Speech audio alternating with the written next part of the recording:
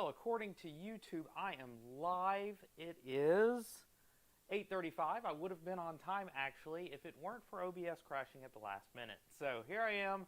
Good to see everyone. Hopefully you can hear the sound of my voice. Let me know in the chat whether you're hearing me and everything is looking good on your end. Had some technical difficulties coming into the stream tonight. Tried to do a 4K, 2K stream. Computer wouldn't have it. For whatever reason, didn't seem like it could actually, Brian says audio seems low, so let me go ahead and crank that up a little bit. That's not a problem. All right, how is this? Or maybe there. Okay, let's try that. Okay. Let me know if the audio is better. Anyway, so started the stream tonight, was going to do either a 4K stream or a 2K stream, only to find out my computer was crapping out. Wouldn't actually do the bandwidth I wanted it to do. And still low for me. Not sure about others. Much better on Pygar. Okay, anyway. And then I try to fix everything, get it all working at a 1080p, which is what we're streaming at now. It should look fine on your end. I'm getting a hiss. Okay. Oh, I know what's going on. Hold on real quick. I will fix it. I remembered what I forgot to change. 1 second. And then I'm going to get back to my story. I know what's going on. It is the microphone's fault. There we go. That should fix the problem. Are we getting good audio now? Let me turn this up a little bit. All right. How is that doing? Oh, so good now. Okay, yeah, I didn't have my microphone turned up. Yes. If there's any other problems with the audio, I can still crank it up one more, but this is where I usually run my stream, so let me know if you're still having any audio. If it's not loud enough, let me know. Everyone looks like they're happy with it. But obviously, streams for you guys, you let me know if you don't like something about the quality. So anyway, long story short, got the computer playing right, it looks like. Got all my cameras set up. I've even got my higher quality second camera working tonight, because I did set this up middle of the day. This was not going to be a problem. Anyway, how is everyone tonight? It is Thursday night. It's a little past 8:30 here, Eastern time here in the state of Georgia in the United States.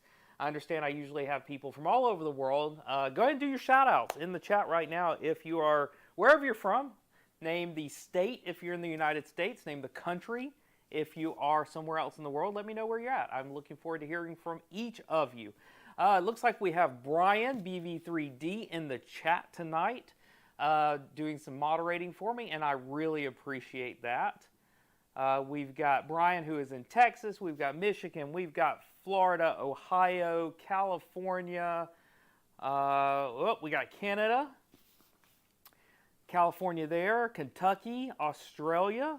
Man, all the way on the other side of the world. It's morning for you. Good morning. Welcome to Friday. Netherlands, Marco, good to see you. Thank you very much. I don't think anyone's going to beat Australia, though, for distance. I think, as far as I know, Australia is pretty much the other side of the world from where I am. So welcome from Australia and from, like I said, Friday. How's Friday doing? How's the weather Friday? But good to see you all. Let's go ahead and get down to this. I'm going to probably make this a quicker build, although the CR-10 isn't known for the quickest of constructions. And I will be very honest with you guys. The CR-10 is a brand new printer for me. Obviously, CR-10's been around for years now. It is a workhorse of a printer for anyone that I've ever known that has had one. They love their CR-10s. It's much like my Ender 5s probably, where people have modified them, put new boards in them, made them quieter, new extruders, but it is a fantastic starting printer and people absolutely love this machine. So I had Creality3dofficial.com, link in the description to where you can check out this printer. Creality 3D Official reached out to me, must have been, I don't know, at least a month ago at this point, reached out to me and said, hey, we want to send you a printer. We're not sure which one, but the CR-10 is just dropping in price. The new price is going to be $249 on this printer, so that's $249 for a 300 by 300 print bed. And I think that's at least a $50 drop on this machine. obviously it puts it in a really good price range for people looking for a starter machine, or maybe it's your third or fourth workhorse machine, but just don't want to spend a lot of money for a larger print bed. So this gets you the larger print bed without a lot of extra money. And like I said, a lot of people really like this machine. It's been known to just be a good solid workhorse of a printer. So they wanted to send one over. I'm like, well, at least we've got a pitch on this one. We have a reason to be actually selling a printer that is years old at this point.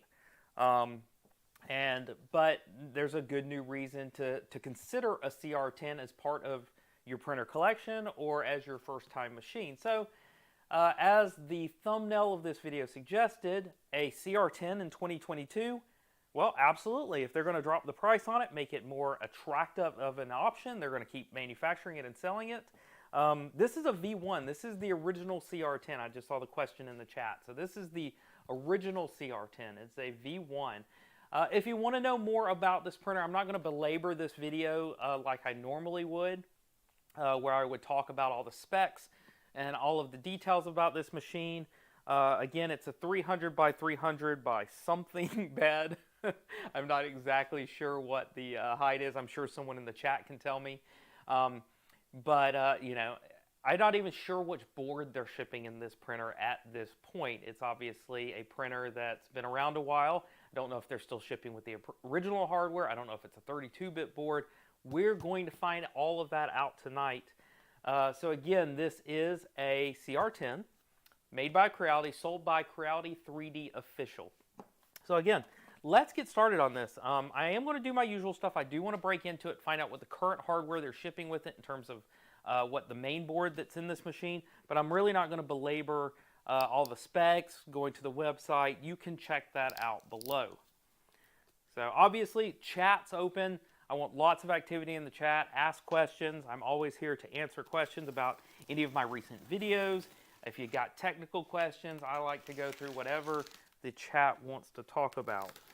And again, we'll find out how my CR-10, first time I've ever checked this out before, we will find how my CR-10 serves me and what I think about this printer. Obviously, test a lot of machines here. BV3D's in the chat. He tests a lot of machines. We're going to see what we think about this this many years down the line. Let's see. Brian asked, am I going to add ferrules if needed when you have the brain box open? Let's find out. I'm not sure yet. We'll see how much work that is, how much cutting, and I don't want to spend a lot of time on it tonight, so I might. I've got my ferrule kit right up here on the shelf, but we'll find out. Let's pull this out. I will go ahead and switch over so you guys can see the close-up here. Here we are.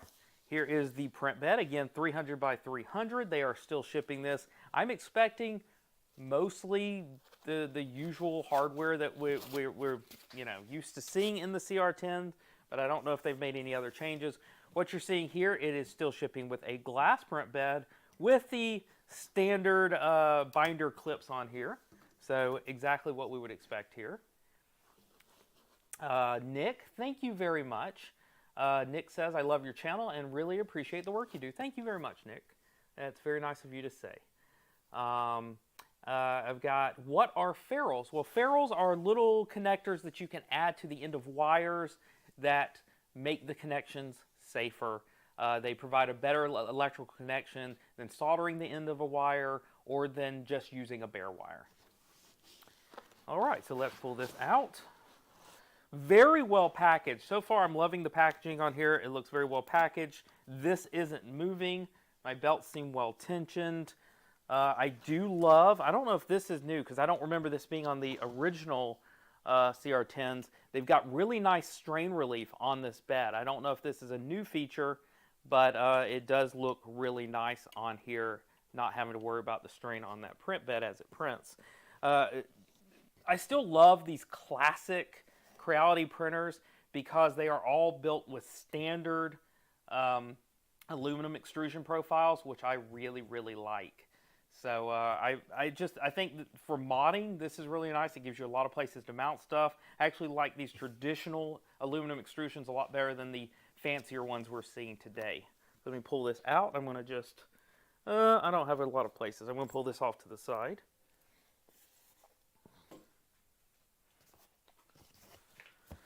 I'm going to pull this out. Please let me know if anyone sees any issues with the quality of the stream this evening. Please let me know in the chat, and I will take care of that as a top priority item. So again, pulling out just a lot of packaging material here.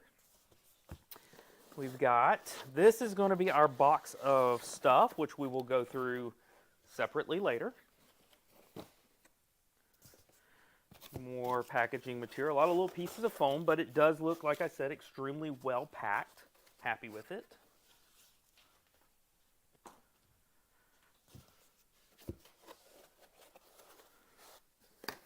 Pull this out. So this one, one of the, I guess, I don't know, special things about a CR-10 is it was one of the first printers to ever come with its electronics in a separate box, and that's what we're looking at right here. This is where the main board is kept. All of the electronics go over wires that are just hooked up next to the printer. You'll see on the back we've got specialized connectors that work just for this machine. We'll talk a little bit more about this in a minute when I get it out of the box and bust into it.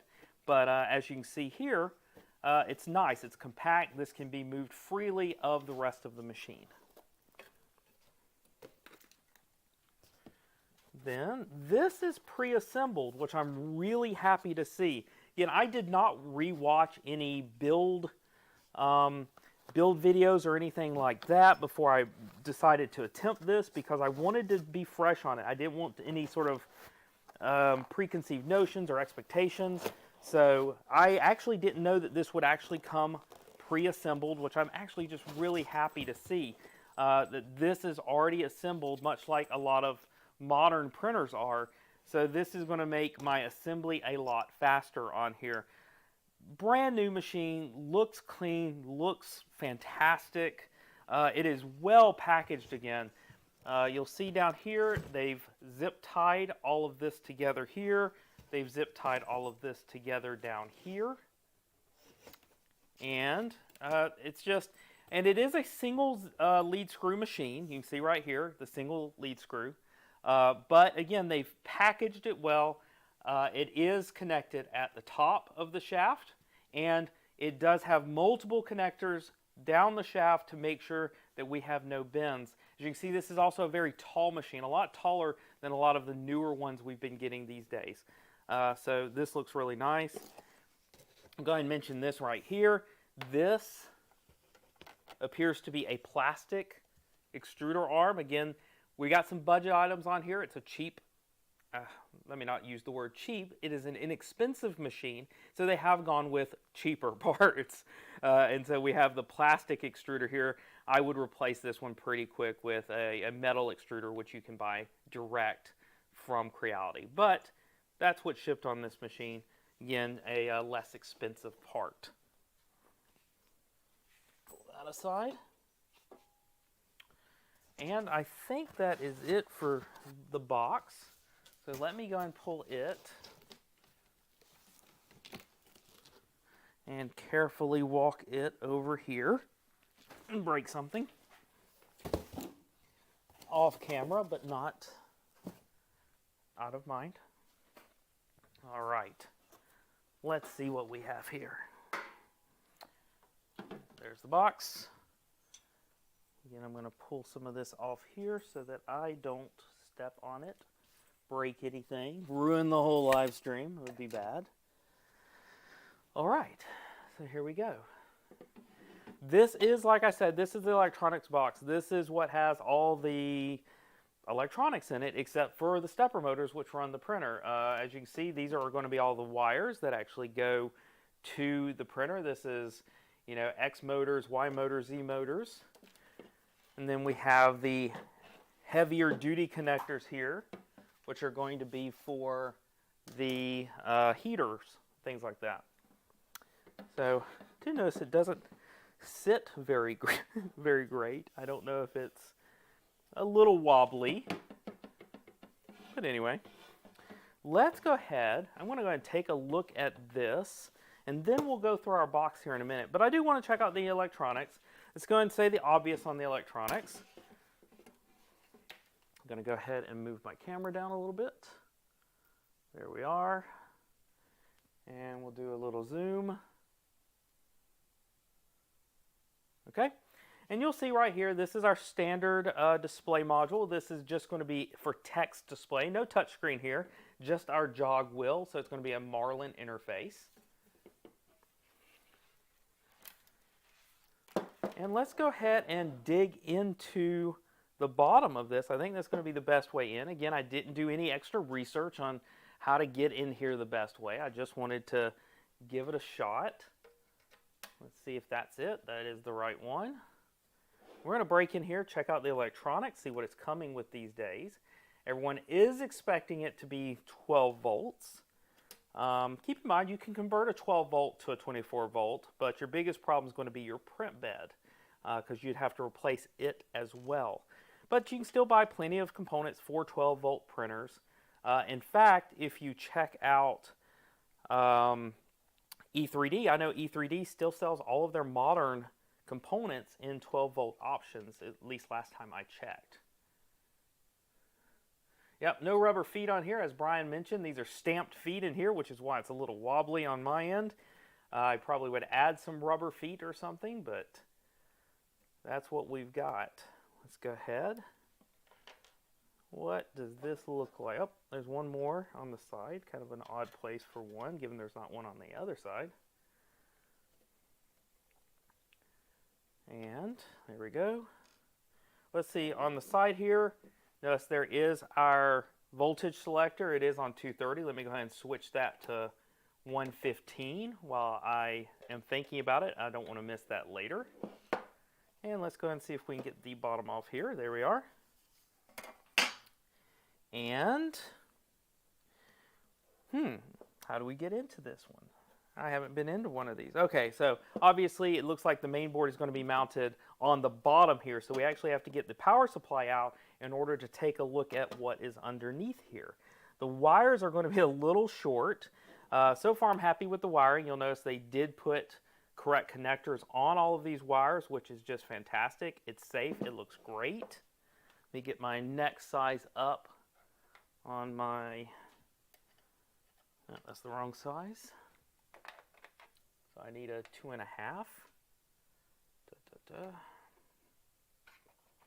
Okay.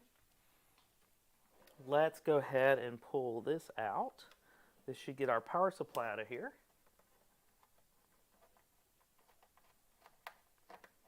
I'm going to just get rid of that one so that we have the full display.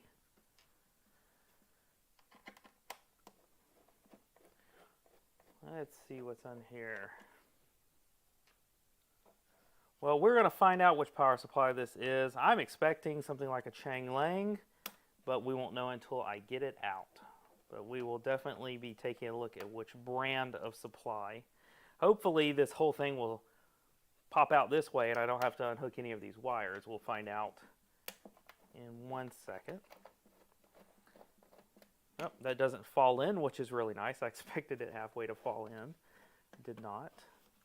Okay. Well, that was easy. That's nice. Oh, thank you for whoever just subscribed. And it is a Chang Lang. So let's give you the details right here. Right there. It is a Chang Lang power supply. It is a 360 watt 12 volt supply. So we are still dealing with a 12 volt printer, just as predicted. That's what they did back in the day. Almost everything was 12 volt until they went to 24 volt, like we have today. So let me pull that out here. And we're going to zoom in one more time. Hopefully my camera keeps up with the brightness. Yeah, that looks nice. That's as good as we're getting here. I'm not actually going to pull this out, and I'm dealing with...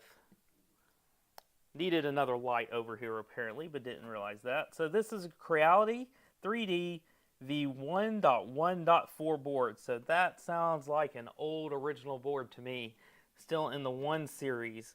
So my guess is that we're still going to be dealing with the 8-bit board. I can double check that because that is going to be Atmel. Yep, that should be an Atmel chip, not a 32-bit chip here. Let me get my phone light. We didn't expect it though. I didn't expect for them to have upgraded everything here. So, you know, don't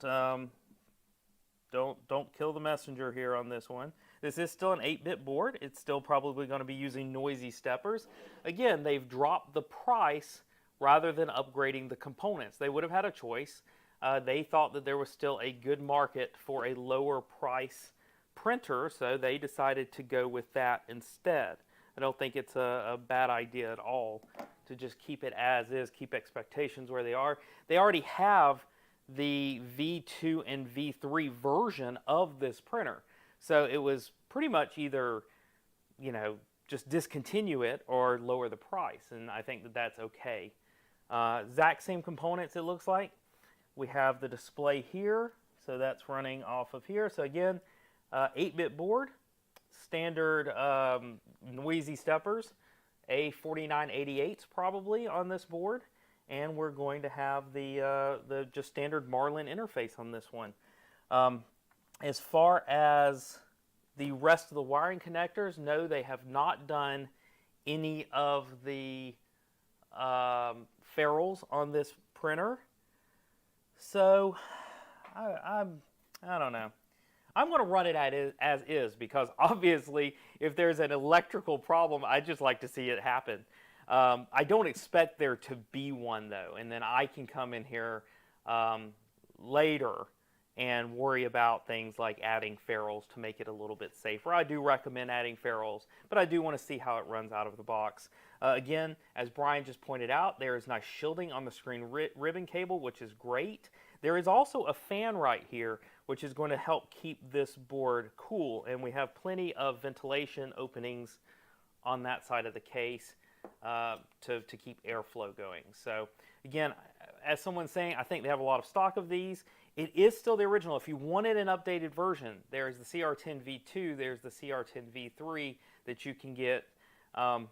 But if you want the OG here, if you've been happy with one of these, and you just want to save the money and maybe do all the mods yourself, buy one of these for $250 and then mod to your heart's content as you have the extra money to do so. So I'm just going to put this back together the way I found it. All of my connectors are really nice. Again, could have used some ferrules on that main board, but I think we're still going off of the way that they were made, you know, back in the day. So let's just go ahead.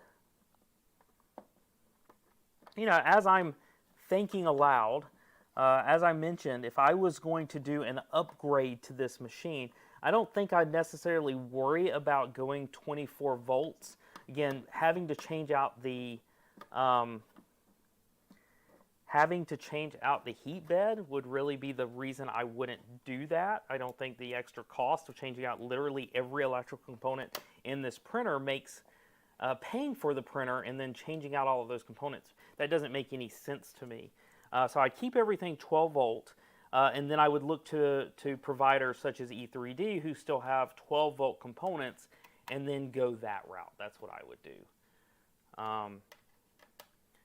So that's my recommendation. You could go and you could put a brand new E3D hot end and heat sink, or hot end, with 12 volt, brand new nozzle set, that kind of stuff, without actually changing out the whole guts of the machine. So consider that an option. And I've already switched out my power there to 115. Let me go ahead and put this part back together. I'm back up here so that you're not looking at table. There you go.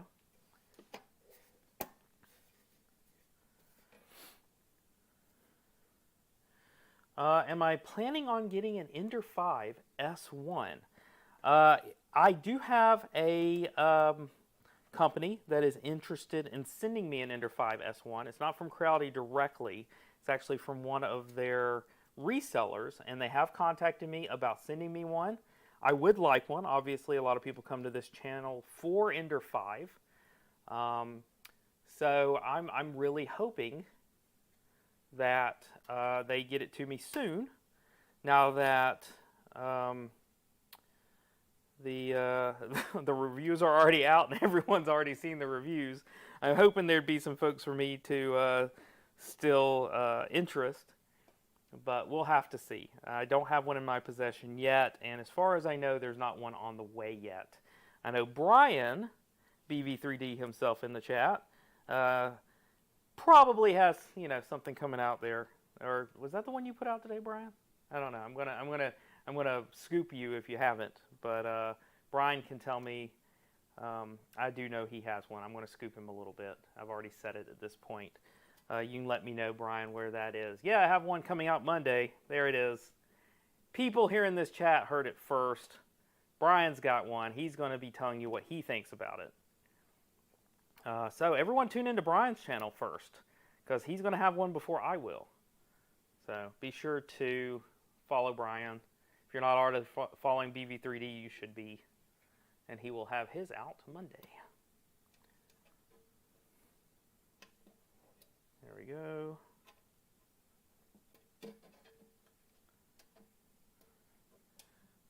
Okay, so I think we are good here. Boom, everything looks like it's back together. Again, my feet are not... Oh, that's annoying. Anyway, a rubber mat will take care of that. Not too worried about it. Let's go back to the wide shot here for 2 seconds while I go ahead and open up the box of goodies here.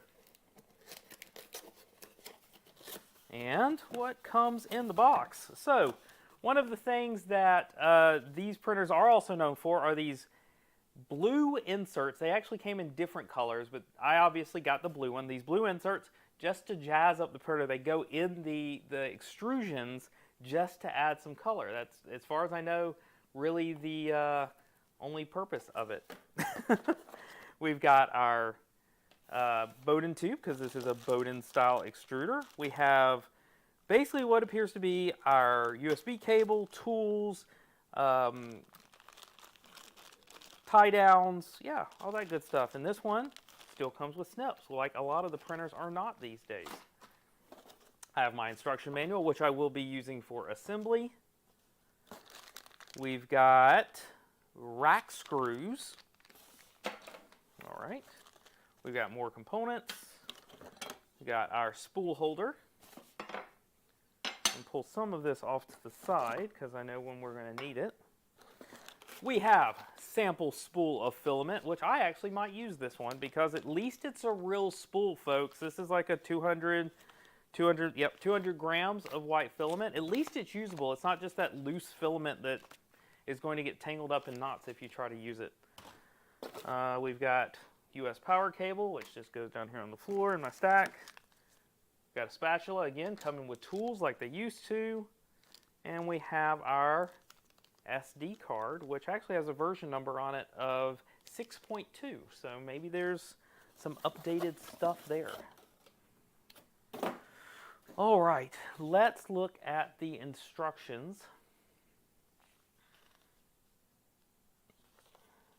There we go. Boy, I should turn up this camera's ISO. Sorry, it's a little bit dark, folks. So that's not really the plan. We have an after-sales service card, which I will not be needing. And then we have our instruction. Now, we do have all the specs in here. I'm going to read these off to you real quick in case people are wondering and in case people are watching this back. We have it's a CR-10. It is a 300 by 300 by 400. As you probably saw, it's kind of a taller machine. It is FDM. Let me see anything else that seems particularly interesting. It says it pulls 270 watts of power. Does not support resume, does not have a filament detection, does not have dual access, does not have language selection. So yeah, pretty bare bones. Doesn't have any of that stuff in there. Obviously, you can do a lot of stuff like that in the firmware. So I definitely think this is screaming for a new version of Marlin. So you might see a new version of Marlin from me if I start using this printer. So let's go ahead and take a look. I think construction on this is going to be pretty straightforward. Okay, I'm going to pull the screws out of here. We're going to need those first. I'm actually going to try to use some of these tools it came with.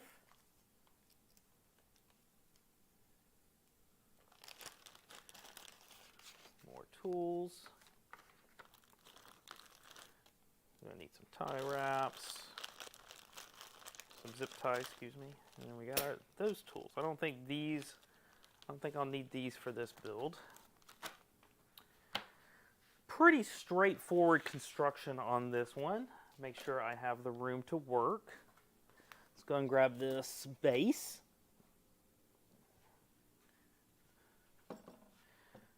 So in order to do this one, I am actually going to have to take off the wrapping here. Where'd I put my, there it is. Take off this wrap. There we go. And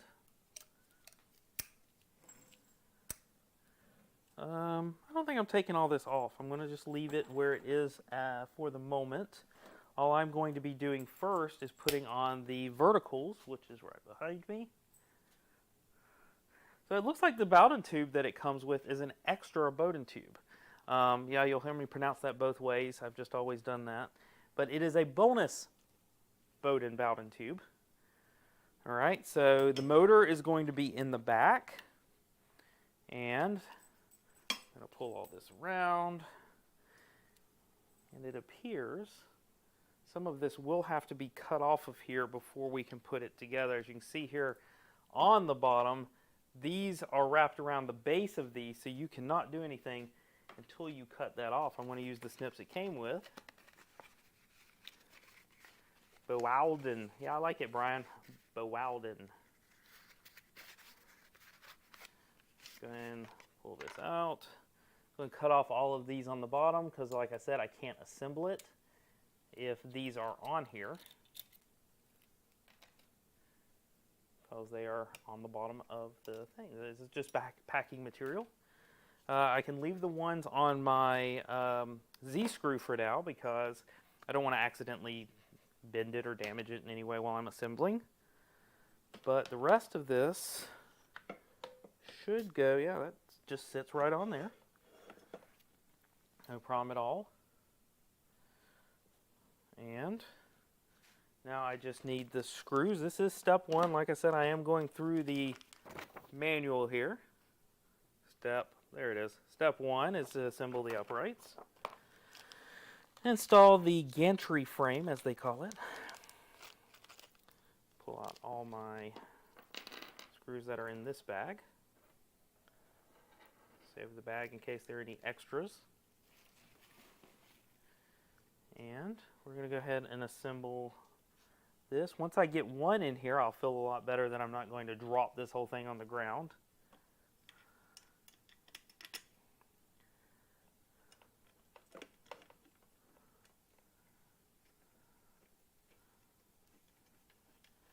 Pretty easy to do.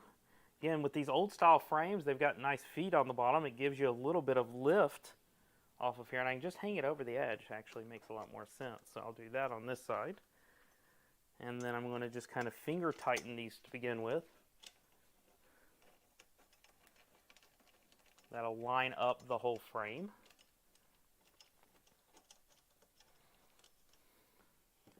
And I am, for the sake of the stream, just going to flip this around. I would normally go around the table and do it, but I don't want to see the back of my head. So let's go ahead and do the other side. Again, just finger tightening all four of these to make sure the frame is aligned before I go any further. Threads seem pretty good. The other side was a little bit easier to hand thread, but they still seem well done. Yep. All but one were really easy, and I still was able to finger thread the other ones. Go ahead and grab I believe is the right size. And of course I'm wrong. Grab the largest one, it looks like. Okay, and tighten these down.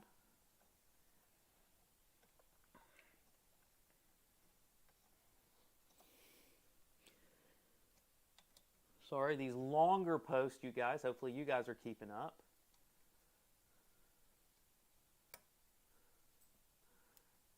Sean Kersey, I'm an addict. I am Bennett. Okay. I have no idea what that means. You lost me there, but thank you for the $2. I really appreciate the chat. Thank you so much. I appreciate that. I am Bennett. There's a lot going on there. There's a lot going on there. All right, so that's tight, not super tight, but it's tight enough. Let me go ahead and tighten this side. And then I will do some final tightening. Oh, look, my computer finally caught up with that super chat. Don't know why it was so slow. Anyway, tighten this up. One thing I noticed, I don't know if this came on the original one, again, without having to watch an original stream. My guess is this was all here. I guess I'm not breaking any new ground, but they are showing that we do have some really nice mounts that firm up the entire frame. If you notice, they've got these T-mounts, which are these T-brackets, which are going to help make sure that we don't get any wobble in that frame. I really like that they did this. One of them, the larger one that has the end stop in it, goes on the side with the motor. So we're going to install that one first. And yeah, I actually need to raise this up a little. Can I raise it without undoing all this? Yeah, it looks like a little bit. Let's go ahead. Now that I've got it at least mounted a little bit, I'm going to go ahead and remove the rest of the packing material off of this Z-screw. Again, my Z-screw looks flawless. No bend in there at all that I can see initially.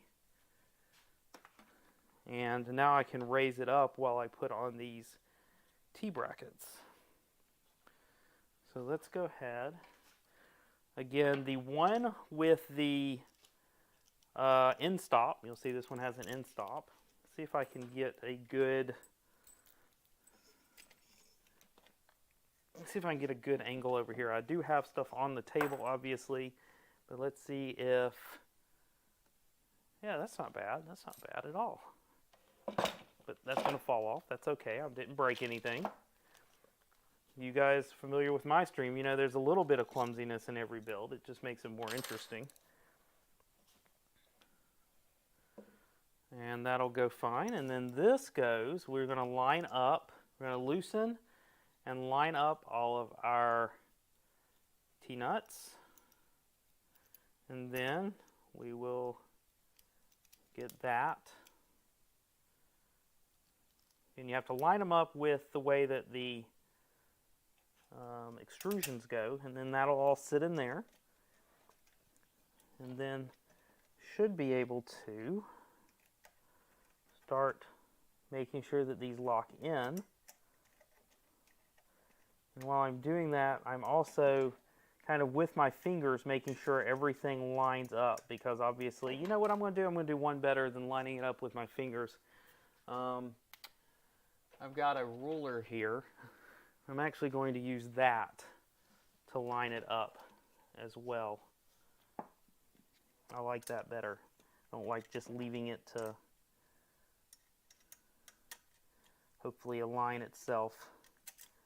So there we go. That now is going to be flush with the bottom. Then I can tighten these up. Hopefully I can see on the sides whether it's making good contact or not.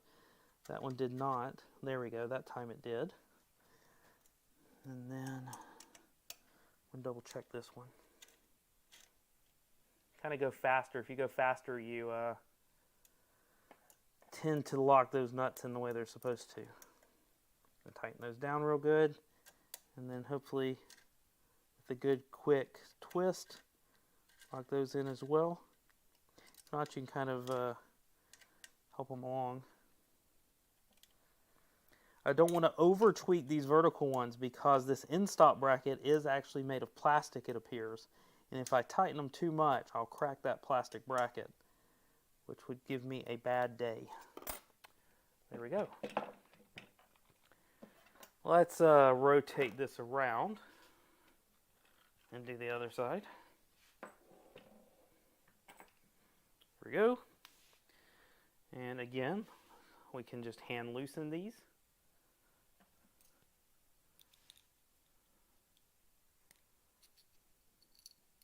Can't hand loosen them. These are actually too tight.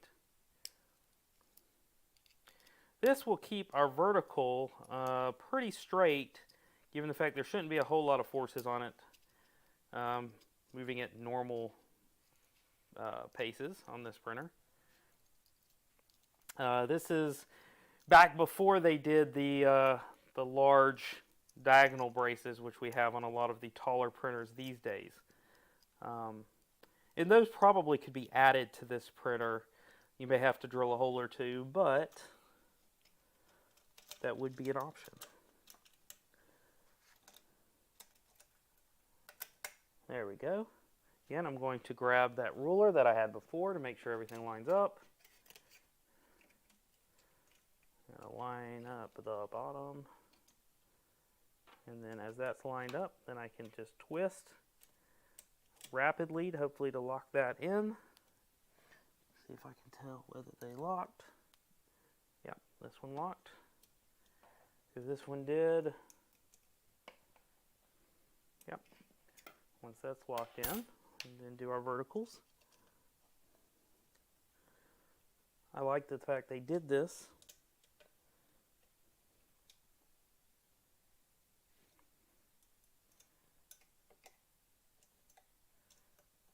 And there we go.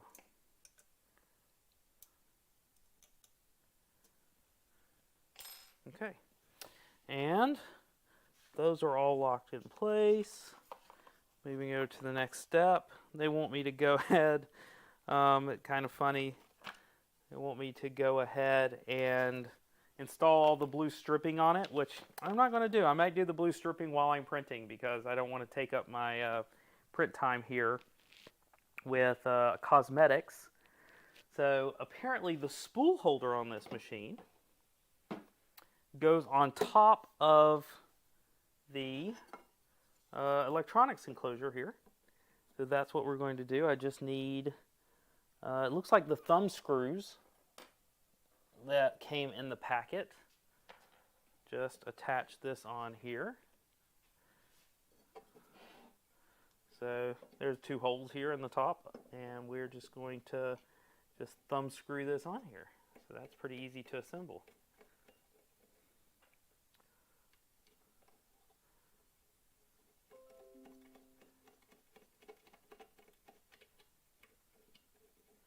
Oh, that's easy. I like that. No muss, no fuss.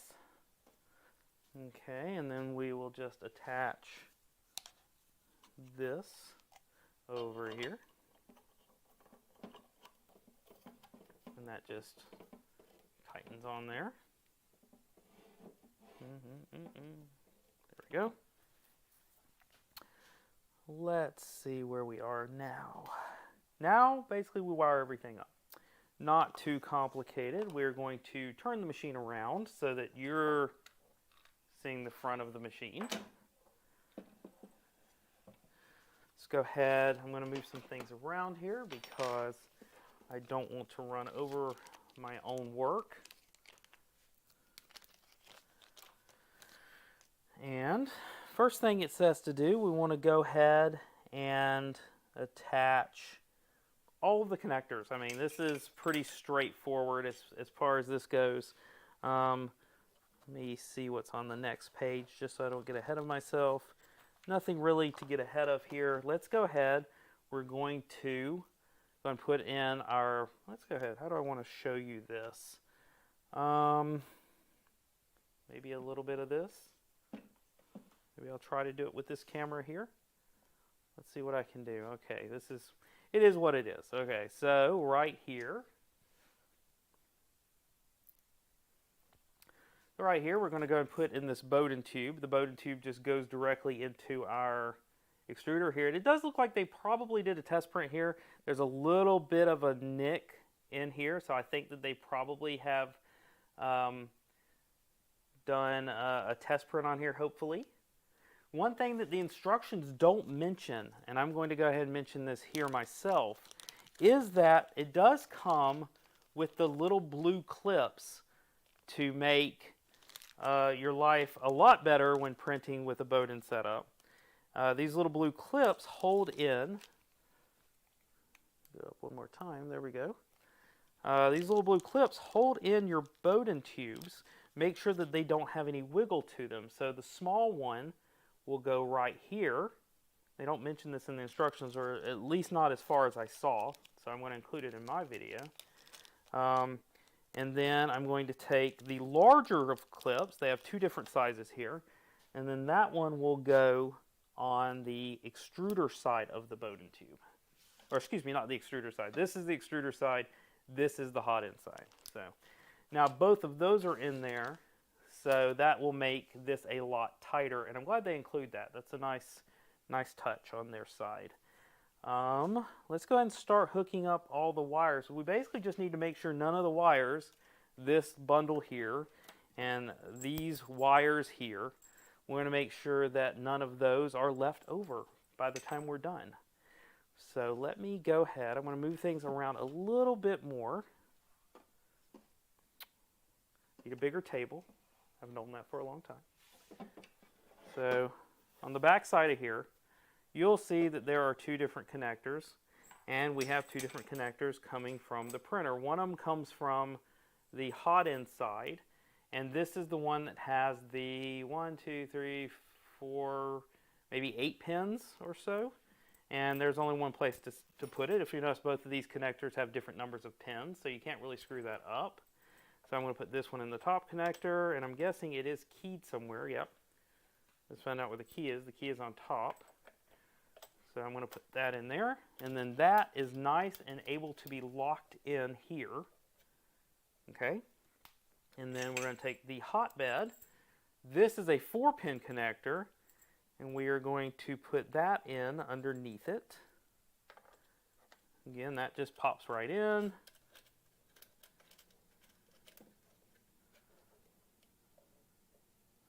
There we go. And as you mentioned, this is, I'm hoping that this video will help some people out, maybe that are just getting a CR-10. Looking for a newer video, because you know every video on a CR-10 right now on YouTube is old, because no one's touched this printer in so long. But anyway, this should be good enough to basically show you what I'm doing, I hope. So let's go and take the first one of these wires. We have a Z. The Z is going to go down here in the bottom for the Z screw. And then this is going to probably be that end stop. Yep, the Z end stop. So Z end stop should be on the bottom, which is not easy to get to. So the Z end stop here. This is the Z end stop. The connector for it is on the inside.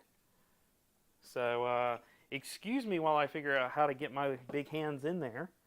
I may need a pair of pliers, but we're going to see if I can do it without removing the thing, because I don't plan on recalibrating everything. But I may have to get some pliers now that it's done. So future builders putting this thing together, you guys may want to do this plug before you attach that bracket to the printer. Otherwise, you may be pulling it back off. I've got it, so it will go. It's just not the most convenient thing in the world if you didn't do it first, but I did get it in there.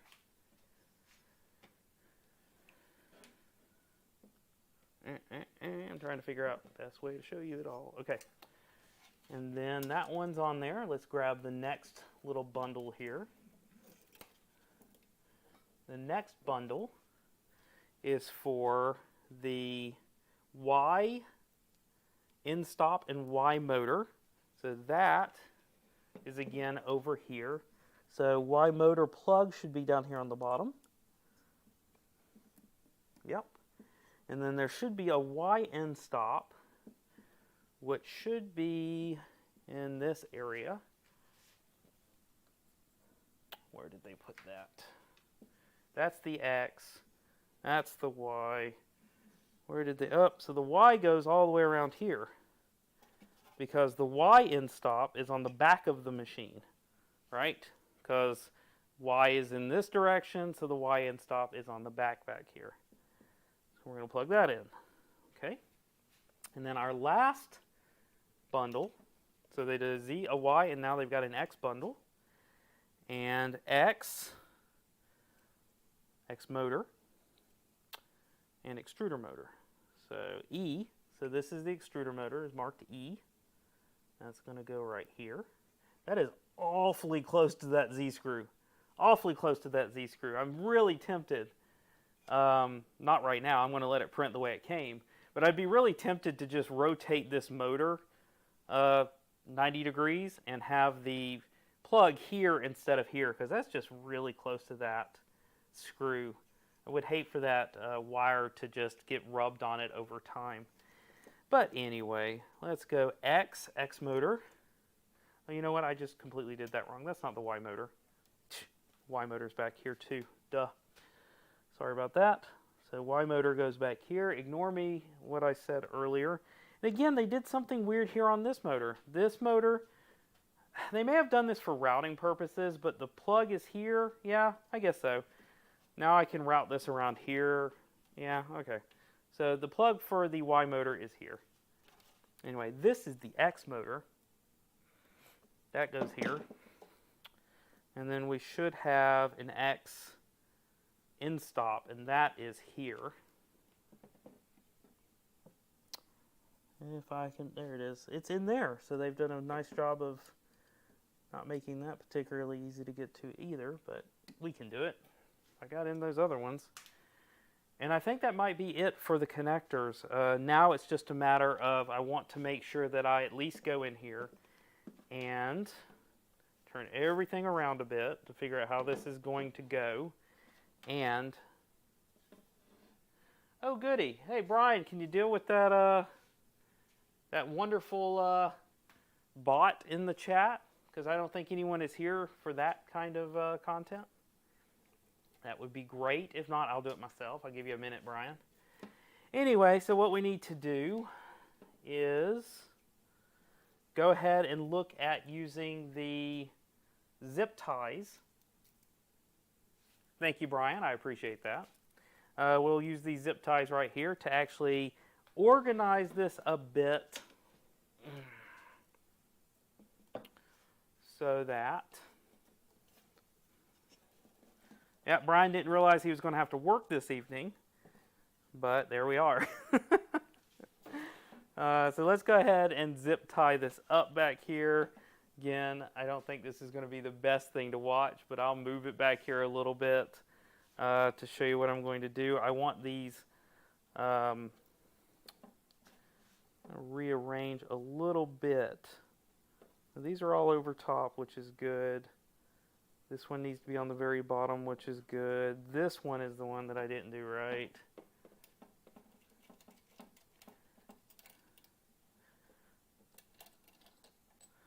Go ahead and pull that back off. This one needs to be out the very top of everything. And then, again, thanks Brian for being here. Let's go ahead. And I'm going to do a little bit of cable management here on the bottom. I'm going to take these wires and I'm going to just strap them to the bottom here. I know when I go to move this, I may end up having to cut my zip ties, but zip ties are cheap compared to having a wire ripped off during a print. So I definitely don't want that. I'm just going to do a little bit of maintenance. Yep. Tighten that on there. And I know that is completely in the way, so I just took those Ys and did some maintenance there. And take some X here. That's not going to actually get in the way because nothing's moving there on those Z's, excuse me. This one, if I'm not mistaken, the entire gantry moves, right? The whole gantry here moves. Yep. And so since the whole gantry moves, we can actually look for a place to attach this one to make sure that it moves with it. If you notice, there actually is, you can see it right here, there is actually a clip here, and I think this clip will go right there, and it does. No zip ties required. Everything else in the manual I'm looking at is just a how-to print, which I will not be needing for this part of the video, but that's going in there. That'll keep it all moving together. One thing I will do is zip tie this bundle together a little bit, which will provide a little bit of strain relief.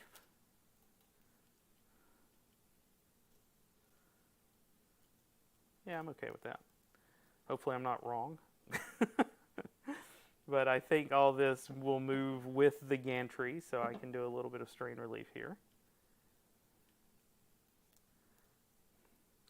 By just bundling it all together. And who thinks we need music from now on? Do I need to add music to my streams? Let me know. Let me know if you'd like a little bit of background melody here, or whether you prefer just the sound of my beautiful voice. There's no wrong answers. All right. I know what my wife would say if she was here. At least I think I do. Could be wrong. Anyway, I think we're done. I think that's it, guys. Let's go ahead and do a wide shot here. All right. So I believe that's it. I may need to go a little bit lower here on my camera just to make sure I get in the full machine. Let's go just a little bit lower. It may cut my head off a little bit here, but let me see if I can get in a little bit more of the machine. If I pull this back, you can see it. Now it makes a little bit more sense. Put this back up here on the table like it's supposed to go. This is the panel. And music attracts YouTube. No music's just fine. We got different opinions, do we? I need a drink. Let me grab my drink here. Take a sip. If you're drinking a nice beverage here on a Thursday night, grab your beverage. Take a sip with me. It's beverage time. Brian, go get you a drink. I'll man the chats while you're gone. Anyway, got the beverage going. Let's go ahead and get everything hooked up. I'm going to grab an American power cable here. Make sure my power is off on the back. Unplug that in. No smoke, no fire. I'm going to now turn this whole thing. Let's see if I get this all on the table, or am I going to have to go get a table extender? You know what? I'm not printing yet. I'm going to do this first. Let's do it this way. Turn on. I'm going to go low here on this secondary camera so that you can see what I am going to see when I turn this on. There we go. That should give you a good close-up. There we are. That's what I was looking for. Here is the nice peel. There we go. Nice peel on there.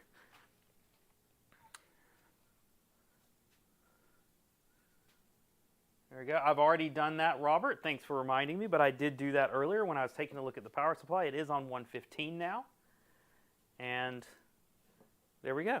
Okay, so let's go ahead. I'm going to pull this back here a little bit. I'm not printing here, kind of wobbly, but I just wanted to let you know. One more thing, let's go ahead. I'm going to go back to the wide shot here. I do have paper on this thing that I need to pull off.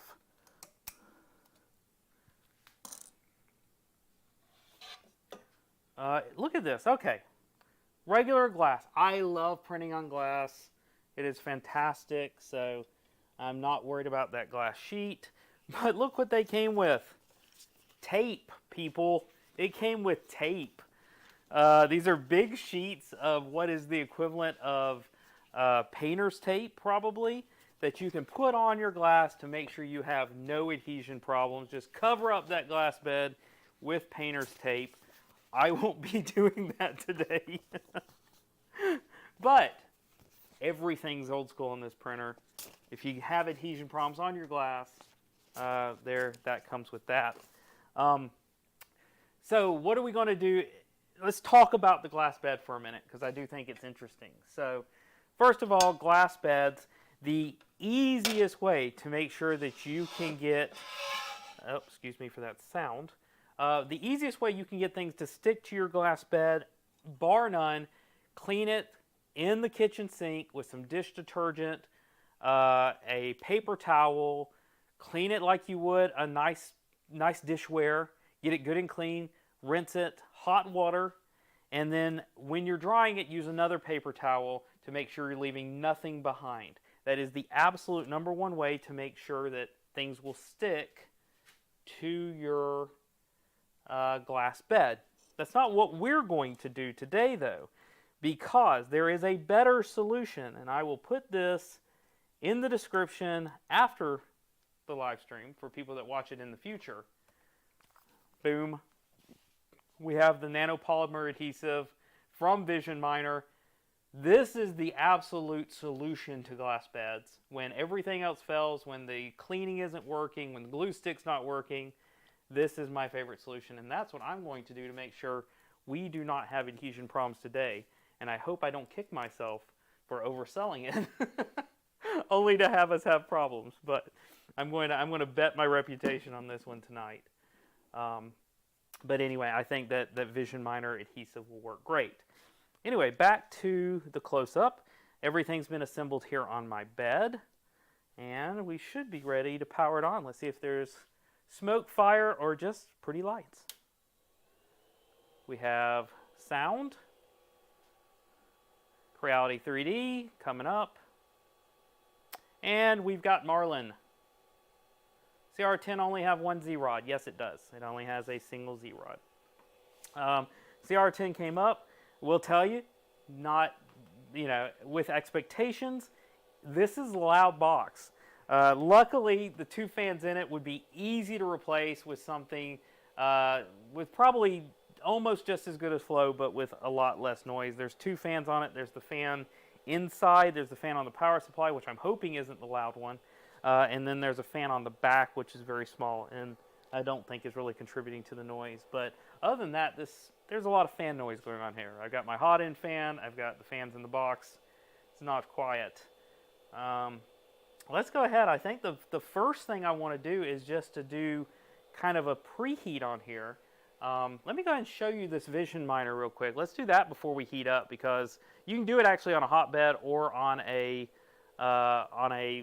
cold bed. I'm going to do it on a cold bed. Let's go ahead. I'm assuming that it probably won't take up more than the center of the bed. So I've got my Vision Miner. Notice it comes with this little pointy tip.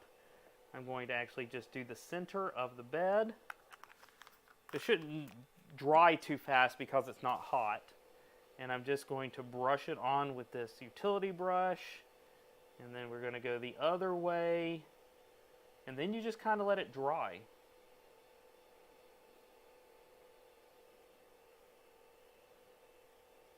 And that's it. So that's it for the Vision Miner. That should help us stick without any problems. Let's go ahead back to the user interface here. There we are. Camera should adjust. Very nice. Let's go ahead and do a heat up. That'll allow us to put in our filament and start some bed leveling. So I'm just going to go down here to prepare. And then we're going to go ahead. Oh, yeah, there should be heating in here. Yep, preheat PLA, because that's what we're printing. And then we're going to preheat both. And we're going to preheat to 185, 45. That sounds good to me. And let's see how, this shouldn't heat too fast because it is just a 12-volt machine. But I think it'll still preheat in a reasonable amount of time.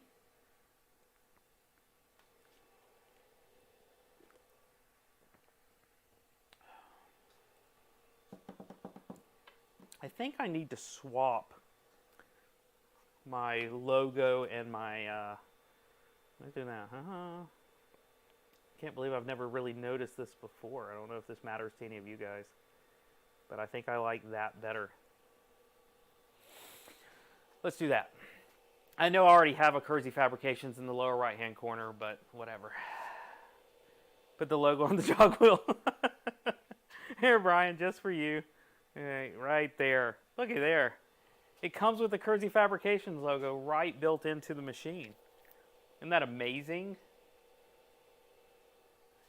That's just fantastic. I like that. Thanks for the idea.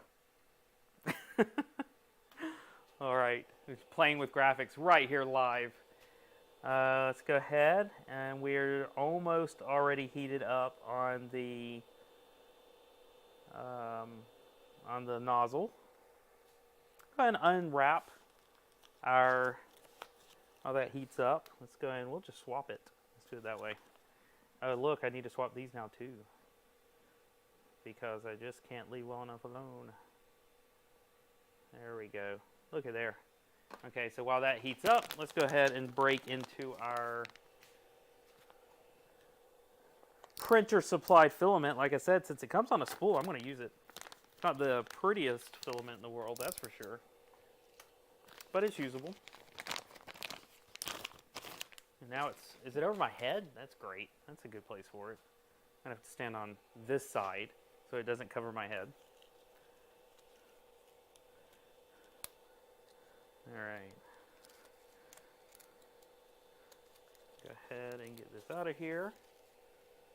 And it does come with snips, so we can get everything snipped. And I do need this kind of in its final place before I start putting filament in it. But I think I do want to do my bed level first. Let's make sure I'm all the way on here. And, okay, we're up to our bed. So let's go ahead. I'm going to very carefully watch it as it does this, but let's go ahead and do a home.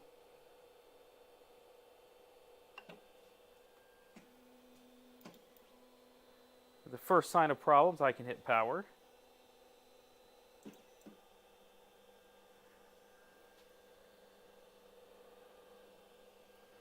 Hopefully this isn't in the way. Let's move that over a little bit just in case.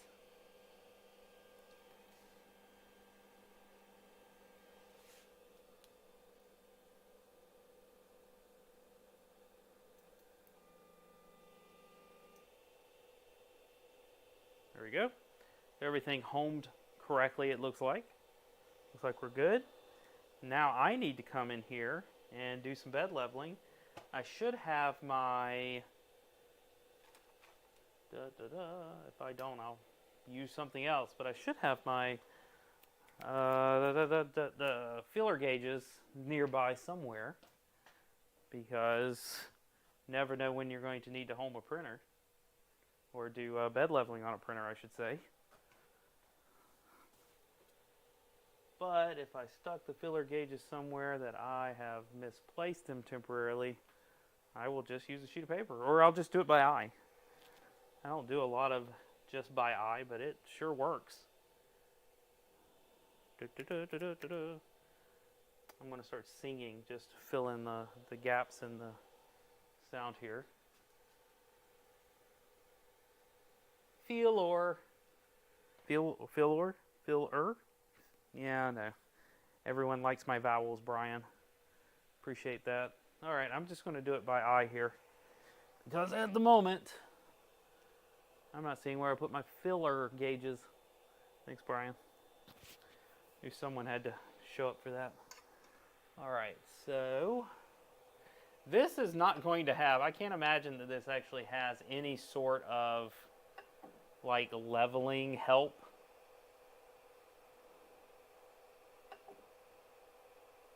I can't imagine that it does. Nah, no leveling help here. I'm just going to have to hopefully disable the steppers and just kind of do this manually.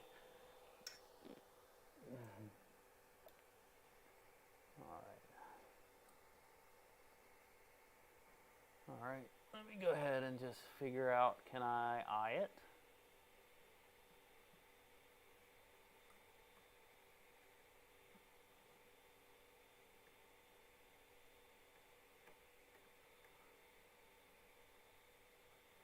I might actually need something because of the glass bed. The glass bed makes it a little bit harder to see what I'm leveling it up against. Oh, there's my gauges. Found the gauges. Alright, so I'm going to go with my smallest gauge, which is what I usually level with, which is the 0.04. Which is the smallest gauge I have. It's going to get me as close to the bed as I can.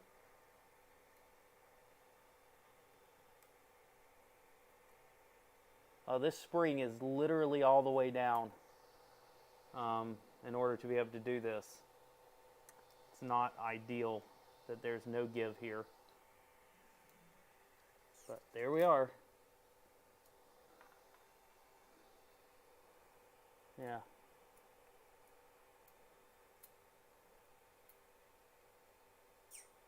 I'm just going to keep putting my finger in this fan. Wow, I really need to adjust that end stop. I don't know if it's adjustable. It doesn't look like it's very adjustable.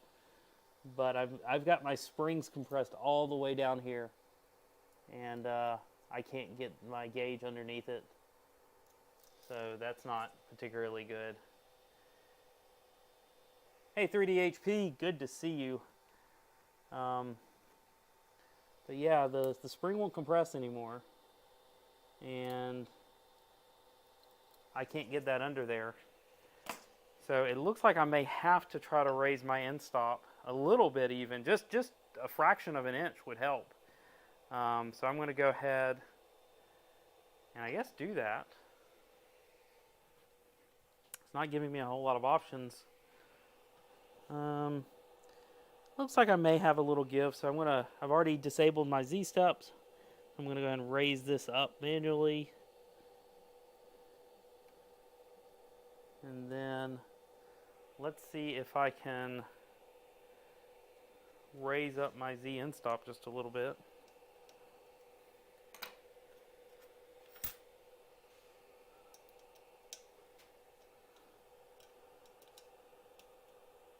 Yep, this definitely has a little play in it.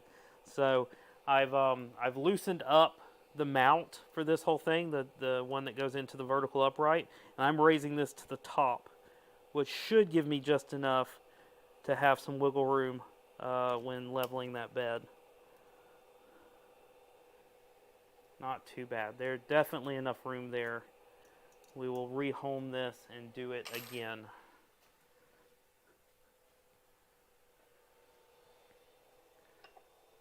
So I do want to auto home again, because if it can't auto home, it doesn't really matter. The thing I didn't check was my wheels. I'm going to check to see if none of them are loose. I'm not going to worry if they're maybe a little too tight, but they're definitely not loose. Okay, and then we'll go ahead again, and we are going to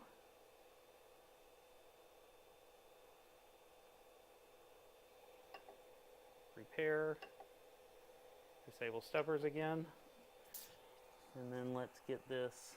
Okay, definitely don't want that there. Move this towards the center of the bed. Alright, let's put this in this corner somewhere. Convenient. Oh yeah, that gave me a lot more room. Okay, that's all it was. I just needed to move that. Now I have a lot more room to play with. I'm going to go ahead and raise up all of these a little bit. That's all it was. Good reason to do these videos, because that could have really tripped up a new user how much play there is in that Z end stop.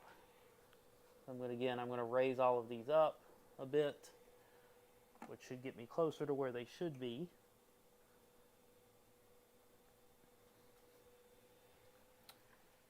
And then we'll just come over here. And we'll, I know I just hit that. Look at okay still? Yep. Go ahead and see if I can get this.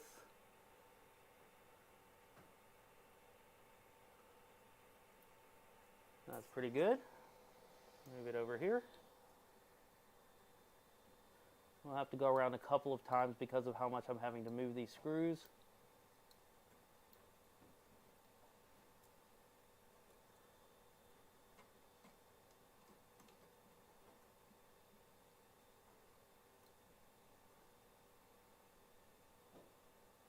Apparently I overdid it a little bit. Can't get under there still.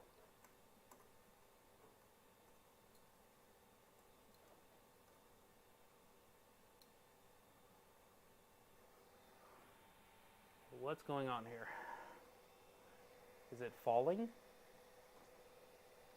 Doesn't feel like it's falling. Okay, I'm a little confused. What did I do wrong there? I'm going to auto home one more time because I'm confused what just happened.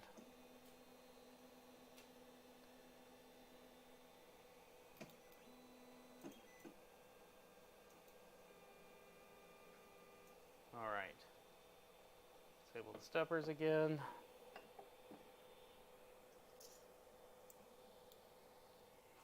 All right, let's check this one out.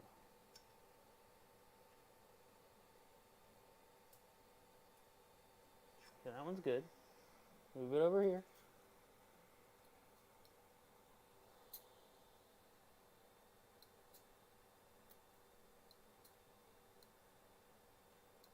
Still can't get it over here. It's too tight on this side. So what's crooked? Let's find out if we've got something that's crooked. Because otherwise I'm a little confused why I've lowered that screw all the way down and it won't work. So I'm going to raise this up. We're going to see if we've got a double Z-screw problem. I'll go ahead and do what you're saying. I'll go ahead and tighten this down too, just in case. Okay. But let me go ahead. I want to see how much slop we have on this. Let's make sure. Let me check my wheels. There's a little bit of looseness on these wheels over here. So I think I'm going to make sure that all of my... I didn't think I was going to have to do this. It seemed like it was good. But I do think I need to make sure that these are fine. Let's go ahead. These are a little loose. I'm going to tighten them up. Is there a way to tighten this side? Yeah, okay, it's on the back. Let's go and tighten up this eccentric nut a little bit.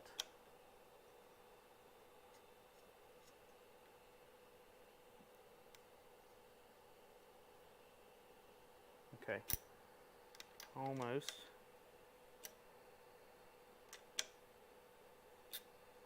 That's probably pretty good. I can go a little tighter. There we go. That's good. Let's check this one out. Now, these are good on this side. Okay. Let me see if there's a way to measure. Yeah, I've got the right ruler here for this. Let's go and measure the two sides of my gantry. So on this side, I have 15.5 centimeters. On this side, I have closer to 15 centimeters. So this is the bed adjustment that we're going to have to make. We do have a bit of a dip on this side because it only has one Z-screw. Can I tighten it up maybe with the eccentric nut, maybe tighter than I normally would, to get it to straighten up a bit? Find out if that helps. So this side, 15.5. This side, not quite 15.5. It looks like we have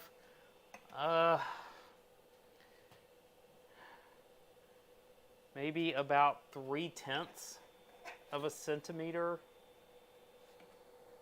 difference in the side of the gantry.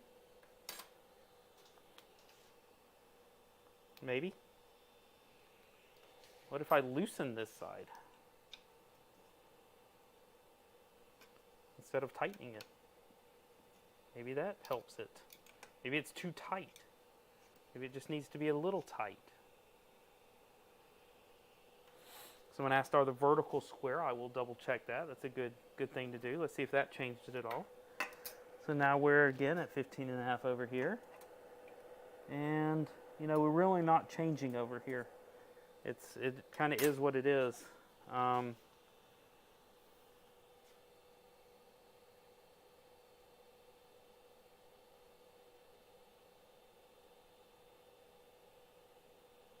Okay.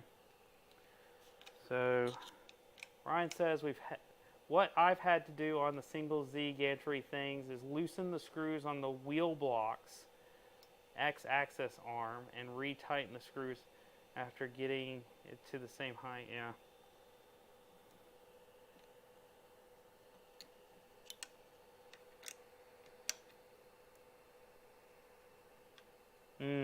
I see what you're saying. Maybe. Okay, we've kind of loosened everything up here now. Let's see where we are. I will go ahead and let me get my square. So someone asks, are we good? I'm going to get my machinist square here. We are good on that upright. We are good on that upright. So from a front to back perspective, we're good. Not much I can do on a left to right or even really have anything to square that off of. So there's nothing really to do there.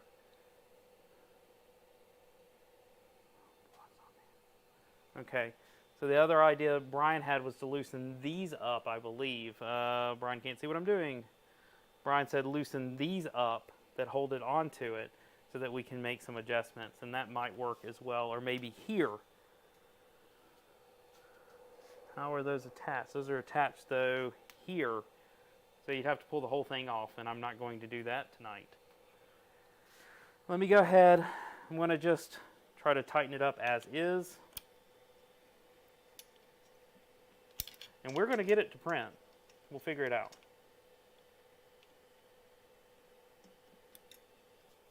So let's go ahead and see if we can get this tightened up here. And then we will get it as level as we can. Nothing's ever guaranteed in a live stream, that's for sure. There's no pre-stream rehearsal. Let's go ahead and take a look. Now we're up to about 23. And on this side we're a little short of 23. So I may have helped it a little bit, but it's definitely going to be that this side is higher than this side. If we have it square versus the gantry, it's okay. It doesn't make me happy, but it's okay. We're still going to end up with a square print as long as the bed lines up with these. Now the question is can I get the end stop high enough to actually get this side low enough, which is what I was dealing with just a second ago. Let me see if there's any movement here that I can work on.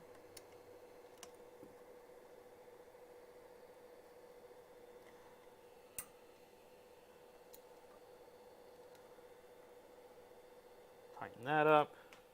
I've already raised that up. You know what I'm going to do? I'm going to bend up this Z end stop a little bit.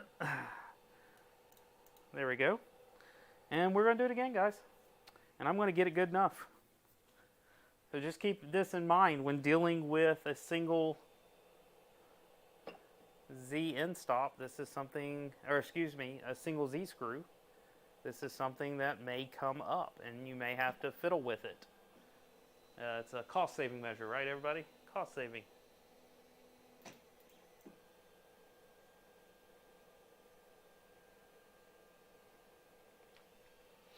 We'll figure this out. We'll get it printing.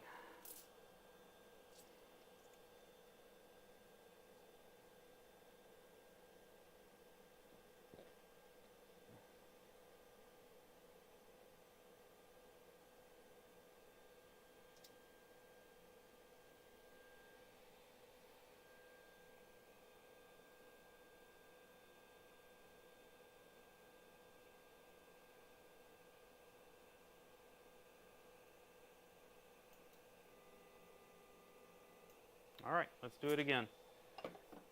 See if I've helped it along.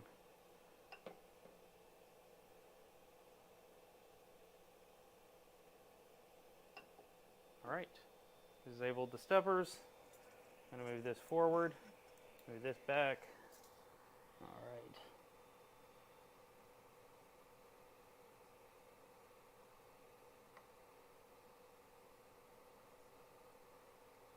Okay. See where we are over here now. Oh, okay, I gave myself enough room. So just bent that end stop a little bit.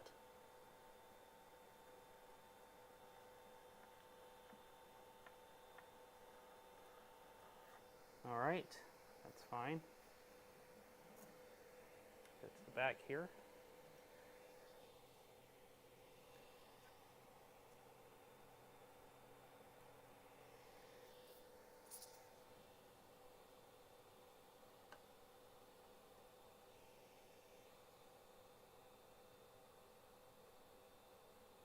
Okay, and one more, and then we'll go around a second time.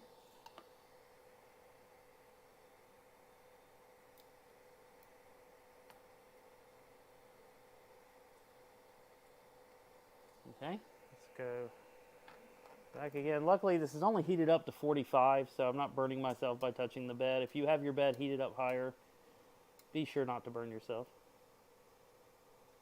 Okay, let's do this one.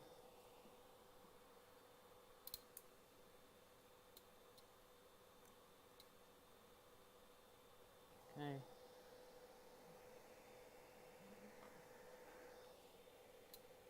Again, I'm missing all of my modern conveniences of nice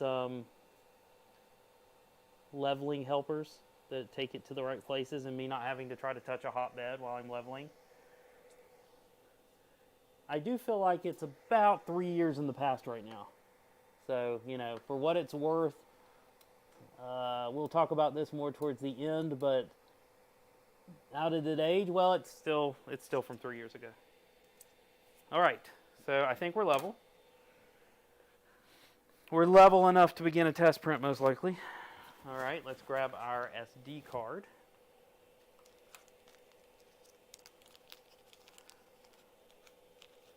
SD card. And SD card goes over here. Most likely goes upside down, as SD cards do. We're going to make sure that it can read the SD card. And we have to knit the TF card, is what they're calling it. We're going to print from TF. Okay, so we do have prints. We can do things here. Let's go ahead. I need to set up everything to where I can reliably do a print and not lose anything. So, give me a second. Again, I should have put out a larger tabletop here, but I didn't do that. So what am I going to do? I'm going to pull this. May just be rearranging things. Who knows? We'll figure it out.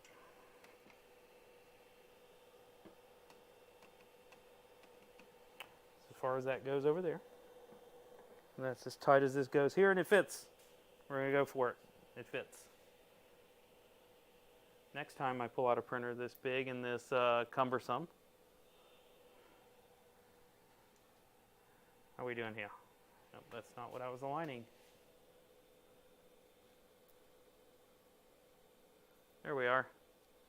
All right, let's do this. First of all, we need to raise it back up. So I'm going to raise up the axis. And then we're going to load some filament in here. And then we're going to give it a shot. Doing live adjustments on anything that needs to be live adjusted. Scott Latine is in the chat. Scott Latine says he still uses his CR-10S for most of his printing and testing. But he's upgraded it to a BTT board. I think that's a fantastic idea. I just realized this needs to be behind the printer because of the way it works. Yeah. Okay, we're going to figure it out. I guess no one needs to see the display, right?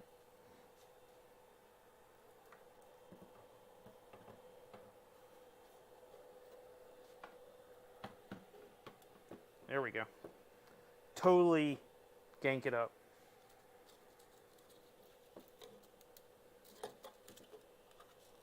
Derek, me too, only got the CR-10 OG recently. It was fun, but passed it on to my friend. Thank you, Derek, for the tenner.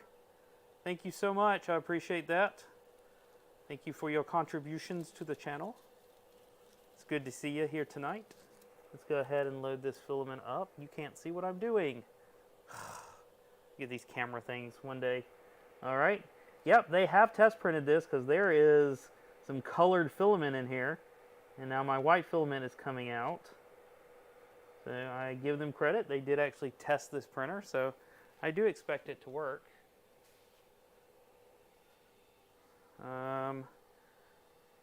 I don't like this, but I'm going to do it anyway. It's not the best setup, but let's just do it. Let's go ahead and print from TF. We got a pig. Wonder if these are hours? Is that 4H being 4 hours? Is that a 4-hour pig and a 5-hour dog and a 5-hour cat?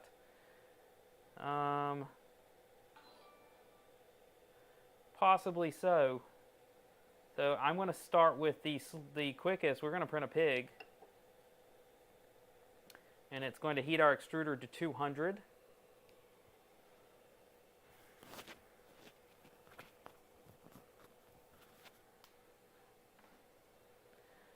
Scott, we've got a question from Derek. Do you think the CR-10 would benefit from Marlin's new input shaper that me and you just got done talking about?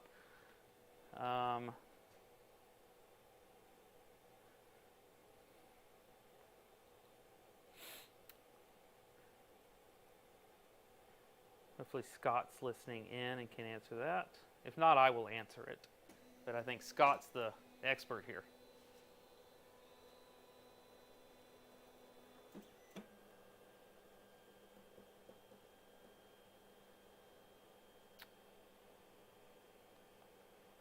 And we are getting ready to print. Hopefully my nanopolymer adhesive here holds everything to that glass well. Let's see how we do.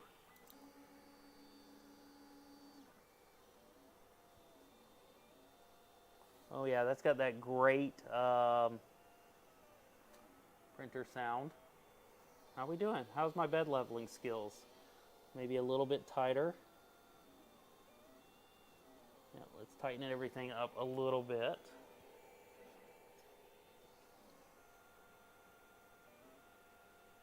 Oh, we're printing a raft, it looks like.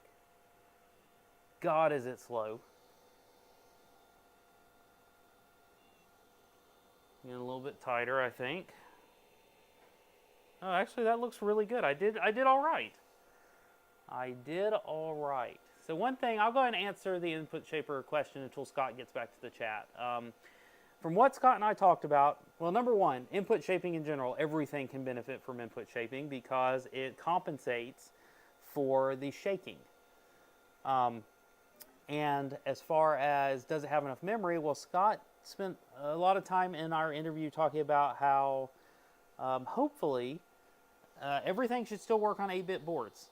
So I don't know if you'll have to turn off other features, but according to Scott, he considers that keeping 8-bit boards is important. But we'll have to play with it. Okay. It is printing, and it looks like I did a decent job on bed leveling. It's definitely holding to the bed with that nanopolymer adhesive, so we are good. Let's go ahead. I know you're not watching what I'm doing. Let's go ahead and show you, because everyone wants to see the print.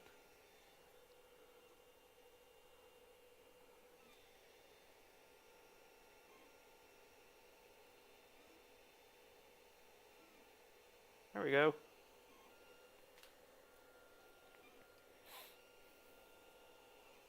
Let's go even lower. How low can we go? We can do better than that.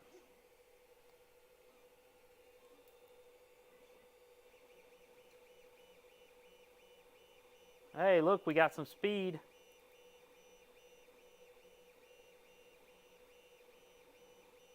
So they do have some speed on here. You can hear this printer. It is definitely not silent steppers. Silent steppers didn't exist when this came out. But look at there. We're printing. Between the fan sounds and the ring, ring, ring, ring, ring, old school motor sounds. I'm sure my wife would like me to bring this back into the dining room. You know, that's what she used to be used to hearing in the early days of the 3D printing. Now she doesn't have to hear them at all because we're in the garage here. You know, right, Craig? I agree with you. There's nothing wrong with this sound. People that need silent printers. What's wrong with you?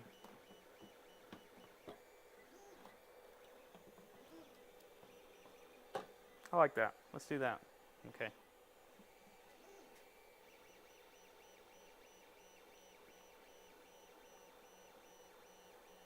It's actually working really good. I can't complain. No one ever complained about the quality of these printers, though. So far, I think the only thing I can complain about is the fact that my gantry's not straight. It's what you get with a single Z screw. I am going to play with that, see if I can get that straightened up. Because whether I keep this or not for myself, I do like to donate these to worthy groups that need 3D printers, and I want to straighten that out for them.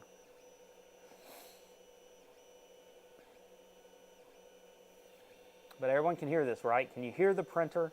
Does it take you back a few years? You know, this Bowden tube's not that long. The Bowden tube on this printer definitely shorter than on my Ender 5 Plus, probably about the same length as my Ender 5. It's not that long. It's a reasonably short Bowden tube. In fact, though, I think it could be shorter. Just guessing. Oh, this is the dog bone. Okay, I know which one this is.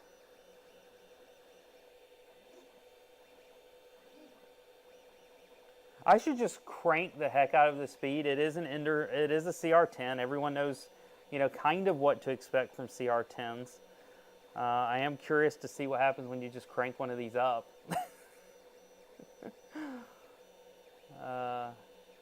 Is it or this printer is stuttering? I don't see any stuttering. If it's the stream, I apologize. But no, I'm watching it. I'm not seeing any stuttering here in person. Let me give me another drink real quick.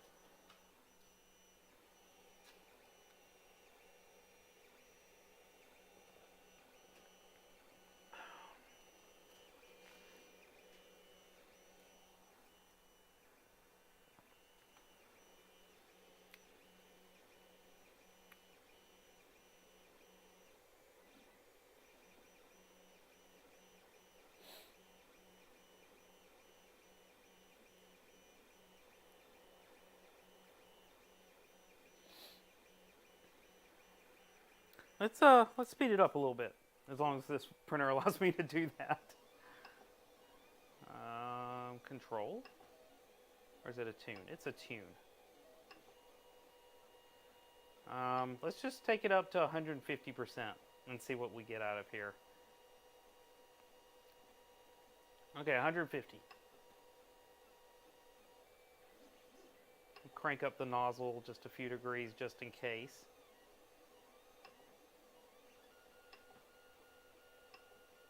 So we're at 150% speed. I took up the nozzle 5 degrees just for good measure. I know it can probably take it. That's why we're doing it.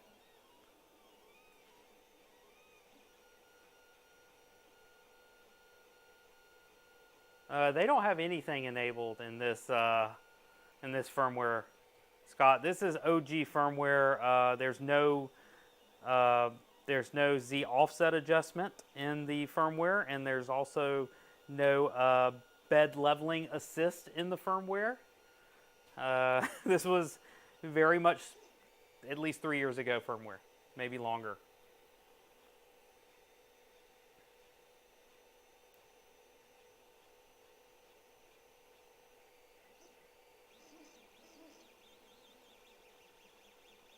They're getting some speed out of it, though, at least. I don't see any reason why it shouldn't be able to keep up. Actually, one thing I can say about these old drivers is they used to have plenty of power without trying to be quiet. They just kind of, you know, brute forced it.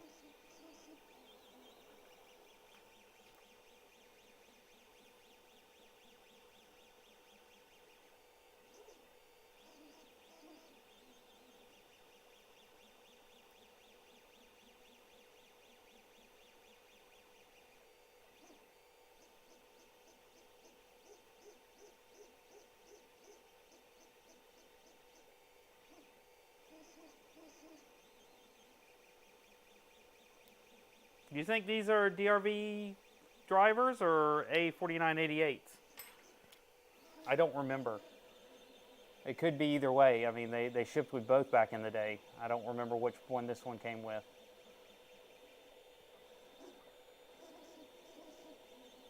Okay, Derek says they're 4988s, which is what I suspected. Which means you don't need smoothers on them since they're not DRVs.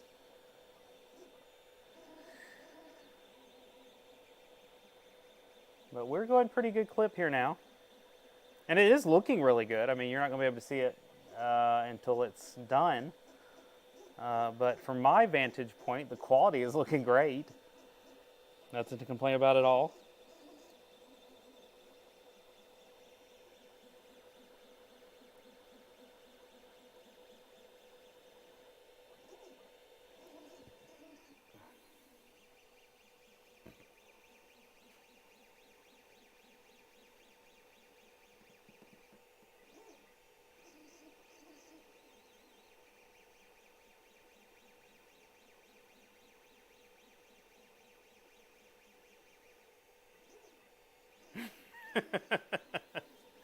Scott's comment, we're printing to the oldies, turned it up. I know, I should just go ahead and get out of here and attach my microphone directly to the printer so that we can just get this going and grooving.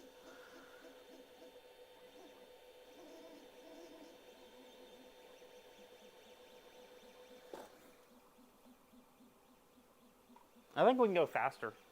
I really do. I'm going to crank up the temperature a little bit more, and we're going to go to 200%. So let's go ahead and take the nozzle up to 210 and see if we can get the speed to 200. Because why the heck not? We'll find out if I can't. All right. Marlon's taking it to 200. Although at some point we may just hit the speed limitations that are hard-coded into the printer.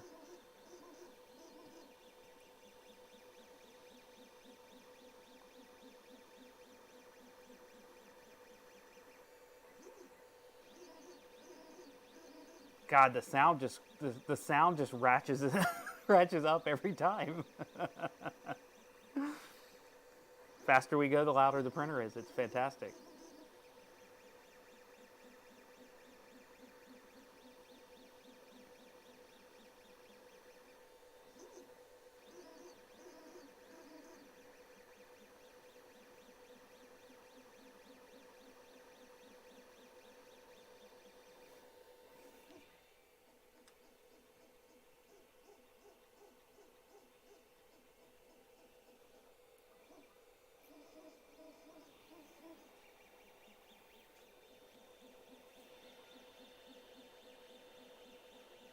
Scott can tell by the sound of the printer that he thinks that S-curve acceleration is enabled.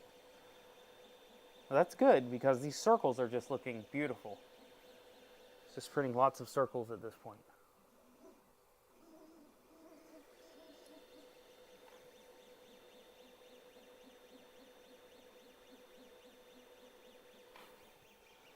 Don't have much to complain about. It seems to be doing well.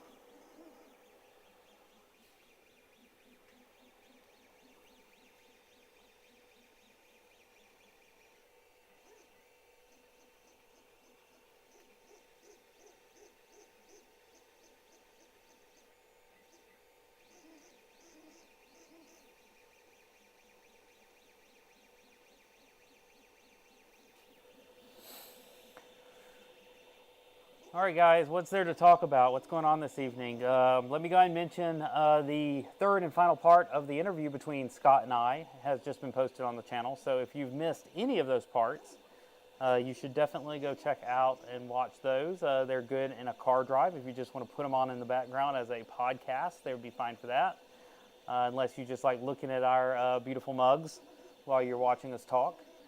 But that full interview is up, so go check it out. We talked a lot about Marlin. We talked about Clipper. We talked about all kinds of things. Thanks, Tom, for watching or for seeing it, whatever you did. Hello, hello, Dury10. Good to see you. We are printing loud and fast on the CR-10 at this point. We're at 200%, and we are printing speedily.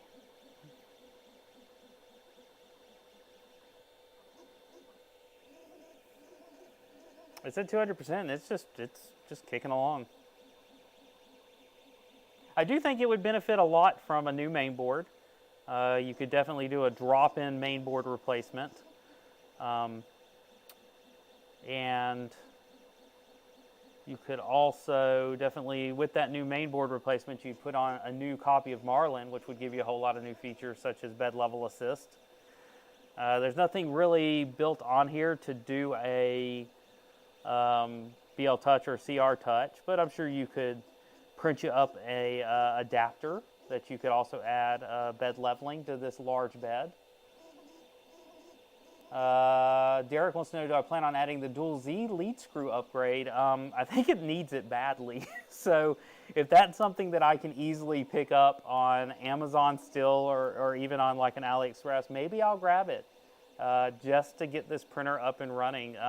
One thing I do like about this, and I wanted to mention about this design of a printer, is that since the electronics enclosure is completely separate from the printer, it is easy to create a heat chamber for this machine in order to print things like ABS, because now my electronics will not be subject to the heat chamber, just the printer itself. So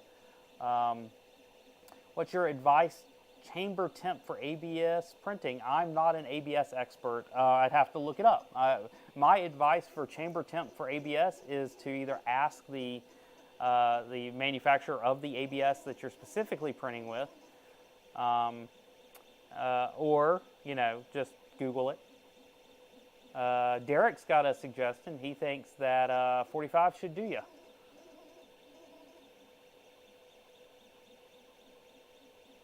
Any recommendations for a printer that's 300 by 300 by 400-ish, that's under 400? Well, that's what we're printing with, Eric. Eric, we've got this one that's under 400. And then if you want to upgrade it with a dual Z screw, and if you want to put a new mainboard in it, go nuts. Put a new hot end on it. You still got 150 bucks to play with after you buy this printer. So, But if you want to actually spend closer to 400 and just have something out of the box, yeah, TJ's right. You can get the V2 version of this. It's probably around that price. It's all upgraded. I think that one already comes with two Z screws. It's still a Bowden setup, so you save a little bit of money from the direct drive. It's not a bad option at all. What other printers? I still like my Ender 6, although I don't think you can get that for that price. What's the new one I've got? There's that new Creality. Creality's got new ones coming out all the time. There's the one that they've kind of replaced the Ender 3 Max with. Ender 3 Max kind of has a newer option. What's the speed capability on this? Is Clipper an option? Yeah, you could throw Clipper onto a Raspberry Pi and then probably still print to this 8-bit board if you really wanted to. Derek may be right there. It may be the Ender 3 Max Neo. I just know that they came out with the new Ender 3 Max that has the dual Z screws. And I didn't like my original Ender 3 Max because it didn't have the dual Z screws, and it didn't, my original one didn't print well. So if they've got a Neo that now has dual, that's good.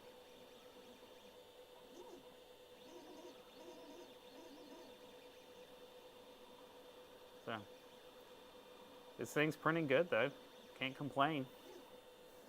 There's not much, I mean, let's be honest, there's not much to complain about on these older printers. They're very basic design. They're rigid because of the way that they're designed with just basic parts and structures. And that's why they've lasted people and performed so well for people for so long, is because they just work. There's not a lot of bells and whistles. So without the bells and whistles, there's less to mess up. It's like the difference between an old automobile versus a new automobile, and there's just less to break on it.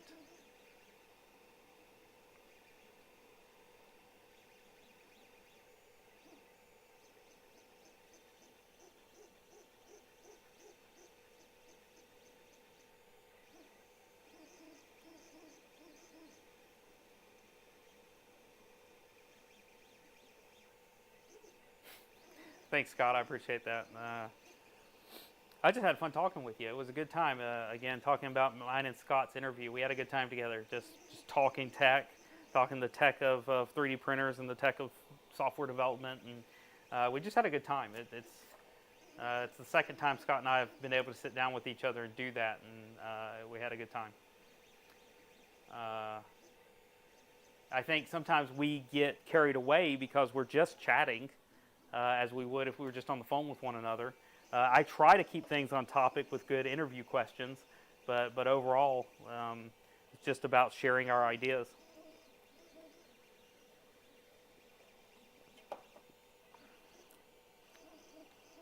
If I didn't have so many printers that I needed to do upgrades on, to change out a part here or a part there on, I would probably go ahead and spend a lot of time on this one, because this one's going to be a fun one to mod. The community's had this one for so long. It's easy to print out mods. It's easy to buy mods because Creality's put out mods, third parties have put out mods. It's just a solid platform, and for $250, it's at a sweet spot in the price.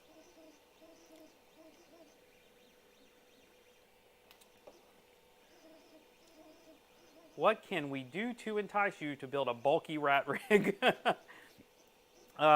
In fact, I was looking at, I do want to build a rat rig. In fact, you know, I was comparing the rat rig, I hope I'm getting this right, I was comparing the rat rig to the Voron and decided I wanted a rat rig instead of a Voron.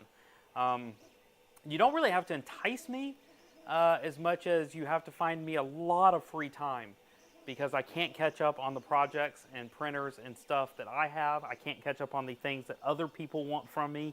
So it's not about lack of interest, it's about lack of time. I think when you see the video I have coming up that I've been working on for 2 years, you'll know why I haven't had quite as much time as I wish I had. It's kind of up till this point in my life, it's my life project. And I've been working on it for 2 years, and I hope you all enjoy it. But it's what's been taking up all of my free time, if you get what I mean. I don't have free time. I don't have free time, but you know, every now and then I find a little bit to eke in for myself. I do want a rat rig.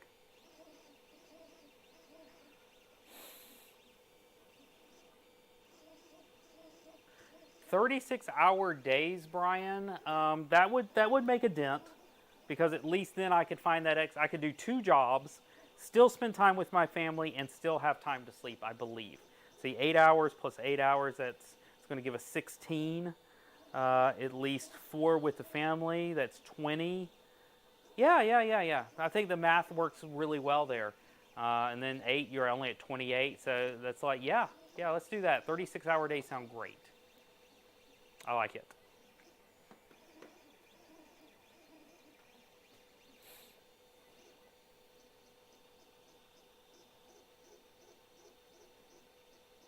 Brian, I would say we would do things like petitioning for these 36-hour days, but given the fact that we would literally have to slow down the rotation of the Earth, I don't think we're going to be able to pull that off, at least not yet.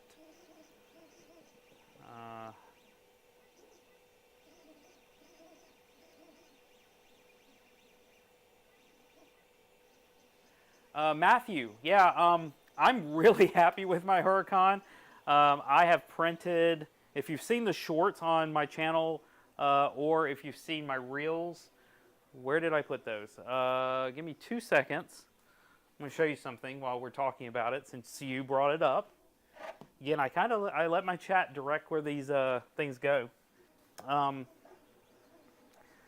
let's go ahead. I'm going to switch back to the wide shot for a minute. So talking Huracan, I just printed all of this out on the Huracan. So this is a Riri Williams Ironheart helmet. Doesn't fit me great. It will fit one of my daughters hopefully really well. But I printed all of these parts on the Huracan, and it's a beast. It cools well. It prints quality. And all of these came off of it. I've got shorts of me pulling all these off the bed. So be sure to check those out if you haven't already. Again, it is small. I did have to cut down one of these parts in order to fit them all on the bed because it was small. But I did get it. You know, it's a good starting point to play with Clipper because it comes running out of the box with Clipper. Anyway, since you asked, I thought I'd share. I like it. And since Scott's in the chat, Scott and Keith and I, along with the support of BuyQ, are doing something really cool with one of those Huracans. I'm not going to say any more yet, but I'm sure you can guess, and I'll let you guess. But Scott and Keith and I and BuyQ are working together on a cool Huracan mod. So be looking for that. It's not going to be tomorrow or anything, but we're working on it. What's my favorite techniques for gluing parts into larger parts? I have two techniques, Eric. I got two techniques. Number one, I use 3D Gloop. 3D Gloop works fine on most models. There's occasionally I'll hit a model that the PLA doesn't work well on, or the geometry it doesn't work well on, but 3D Gloop works most of the time. If 3D Gloop doesn't work, then I will go to PLA welding, which is just where you take a hot iron and you melt the pieces together, but then you have to do some finishing work. So, there we go.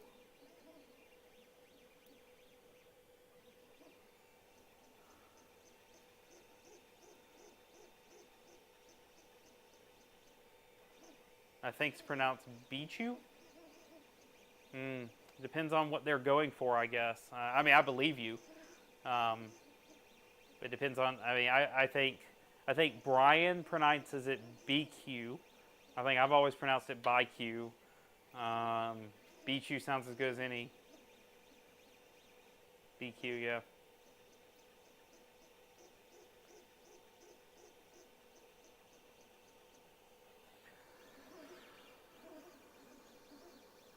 They're still printing. There's very little to show for it. Because they did crazy on the infill here. This has got to be like, I don't know. It's hard. I'm not good at estimating infill.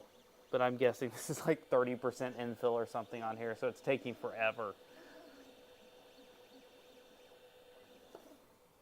But bed adhesion is still doing really well. It's not coming off the bed until it cools.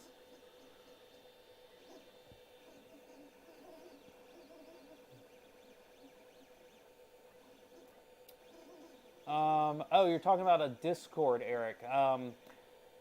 Right now, the Scott's Marlin Discord is open. It is public. You can find his information in any of my interviews with him that I just published. So go check those out. Go check out the interviews if you want links to his Discord. My Discord is currently not public. I don't think it's blocked from being public, but the only way you're going to find it is by being a Patreon member. So if you want access to my Discord, you'll need access to Patreon. My Discord is kind of on and off active. It will go quiet for a few days, and then a bunch of people will jump in and talk for a little while about something. But anyway, let's do what was suggested. We know what this is going to do. Let's crank it up. What do we got? I am going to take the nozzle up a few more degrees. I don't want to really go higher than 215, I don't think. How high will this go? I don't know. Let me go like 250 and just give that a shot before we go straight to 500. All right, we're at 250 now. I do think at some point we'll run into whatever the firmware limitations are. At least that's the way I think it works. I keep kicking that, and that's driving me nuts. I'm sorry about that.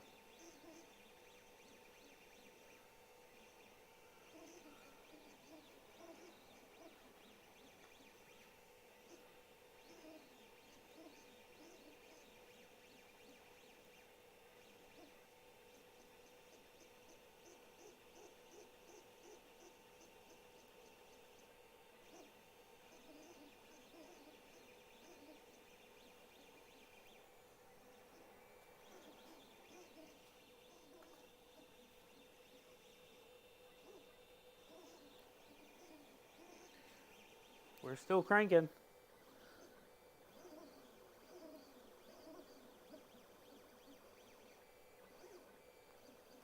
You know what's killing, I'll tell you what's killing this print speed-wise right now. It's the fact that they've got the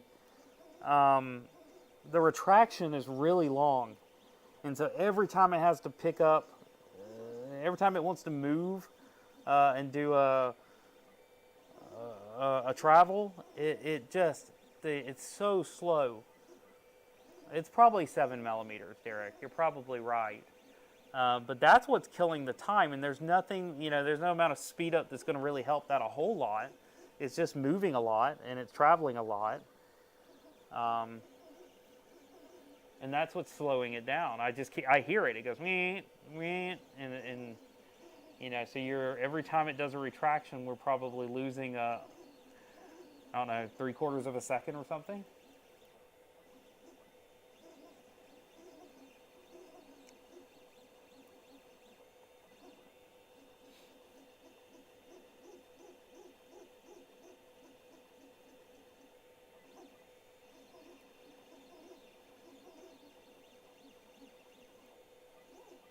Yeah, Brian, I agree with you. This was the sloppy way of doing retractions.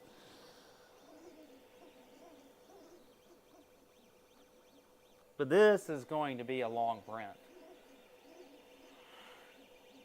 Not too many ways around it, really.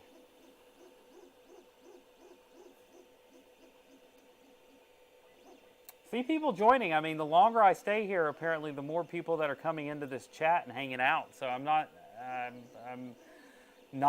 ready to bail on you guys yet. We got 41 people going now. Thanks everyone for joining. Scott's got to run. Good to talk to you, Scott. She's going to check on the print later. So good seeing you again.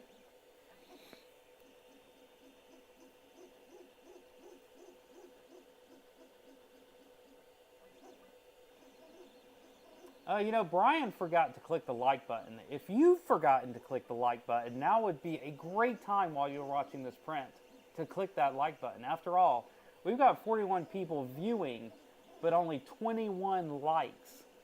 So we haven't even had everyone that's currently viewing hit that like button. So if you could go ahead and do that, that would be fantastic. I'm going to go get my chair, since apparently we're hanging out together tonight.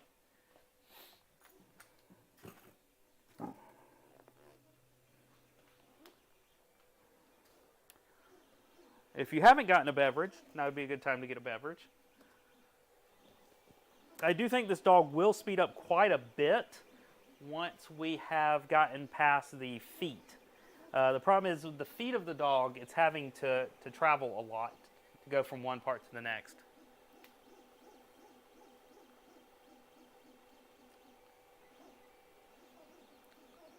Oh, Derek's calling out the good beverages. You know, it's killing me that this is crooked. Watch this. I'm going to fix the crooked camera. You know, while we're sitting here not doing anything, let's fix the crooked camera. I'm going to go ahead and just swap back to this one for a moment. And I know why the camera's crooked. I do know how to fix it. We've got the technology.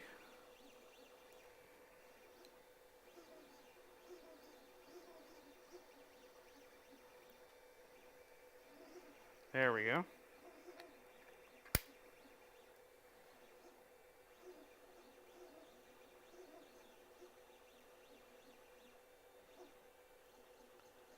And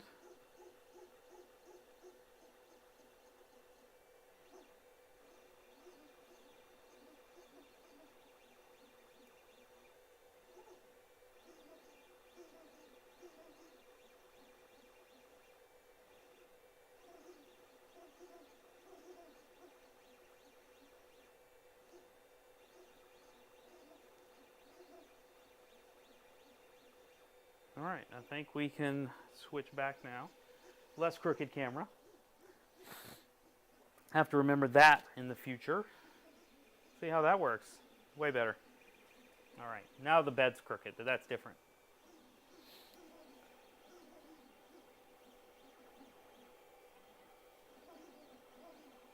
I don't think it's pausing to think. I think it's just pausing to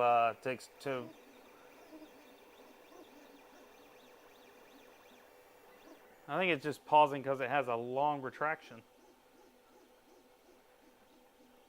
If it was thinking, I think it would be thinking. I'm going to use this word too many times. I think it would be thinking on the circles, not between, you know, other moves.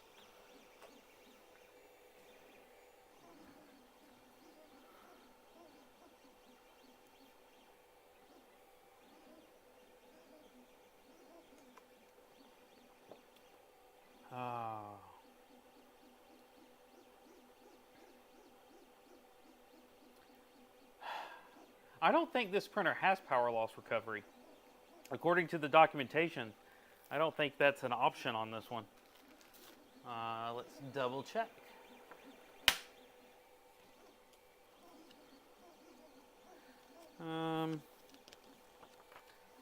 Somewhere in here they were talking about features. Let's see. Resume print, no. So according to the manual, this does not have print resuming. So if that's the same thing as power loss recovery, I think we're just don't have that feature.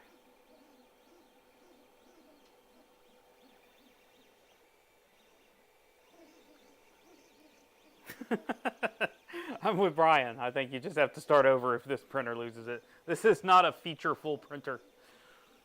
This is bare bones. For $250,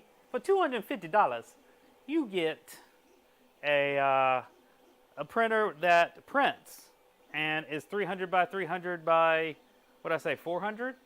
So if you need a printer that prints helmets at rock dollar pricing, this is your printer. I mean, seriously, I really think that's where we are here.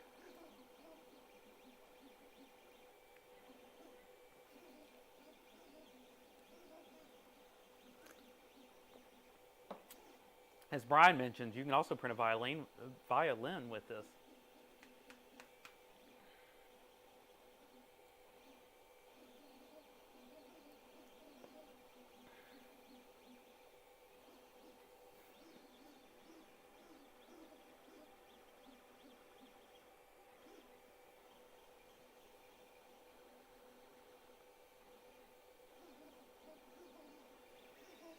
We got 42 people in, and we've got 31 likes. Who can smash that like button at this point? I know we got some likes. Do you like to smash the like? because we got some need of some likes. Also, you know, if you're not doing anything, you could go ahead over to your favorite social media, share my posts, let people know we're hanging out tonight. Maybe I'll go do that right now too. Let's go ahead, let's all go over to Twitter. Share this post, let people know that we are printing on a CR-10 tonight like it is 2018. And that's what we're doing tonight. Let everyone know what's going on. I'm going to go ahead. Make sure I get my link. Your channel.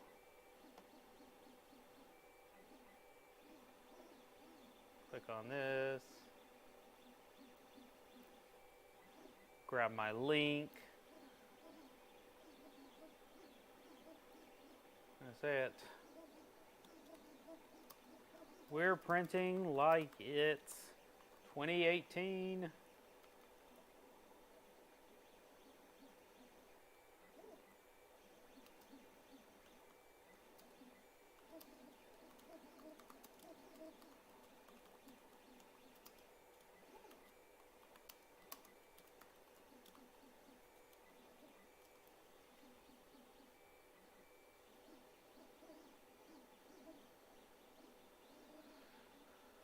All right, I have posted it. You guys can share it if you want to. Having a good time this evening. I know a lot of you have already shared this, and I appreciate it. A lot of people have liked my post, so thank you.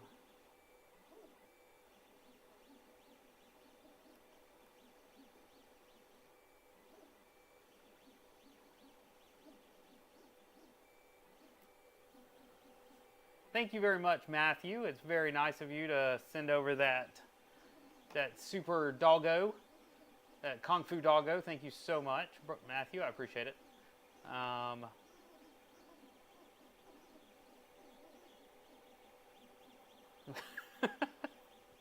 Yeah, just share this with Elon. Let Elon know that we've got a live stream going tonight. Say at Elon Musk, hey, someone's 3D printing on YouTube. You may want to head over. See, Shine's here. Shine has joined just for the sound of the stepper motors.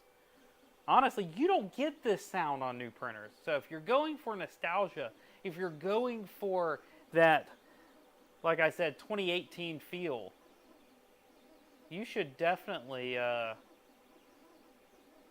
get you one of these printers. Link in the description. Official, Creality3dofficial.com. What's my Twitter? My Twitter is at Kersey Fabs. So yeah, anybody looking for me, it's at Kersey Fabs.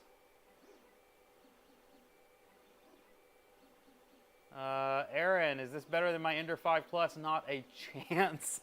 The Ender 5 Plus will still cost you over twice what this printer costs. And out of the box, while this is definitely as noisy as the Ender 5 Plus is out of the box, it won't print nearly as nice as the Ender 5 Plus. I don't want to actually overdo that a little bit. Obviously, people have printed entire suits of Iron Man armor on this printer. Which one would I rather have out of the box than Ender 5 Plus? It's bigger. It's got a better frame. There's going to be less little things to worry about. Will all the prints look 100 times better? No, obviously not. But you know, we're comparing apples to oranges here. The price range is completely different. Someone mentioned, I'm going to look this up because I don't know the answer. Someone mentioned that a Sidewinder X2 was somewhere in this price range. And I don't know. I only have one artillery. So yeah, I don't know what they were talking about. So what is it? 3D Print Beginner? 3D Print Beginner said, considering you can get a Sidewinder X2 at about $10 to $20 more, why would you buy this for $250? Well, what I'm seeing on Amazon at least, let me know if I'm wrong, let me know if there's a different place to find this. but I'm seeing a Sidewinder X2 costs $420 is the cheapest I see it. 400, I see a 400. That's the same print volume, it's $400. Am I missing something? Why did he think a Sidewinder X2 costs only $20 more? Is that something you can get on like Sidewinder's website for that price? I'm curious. I'm asking the questions.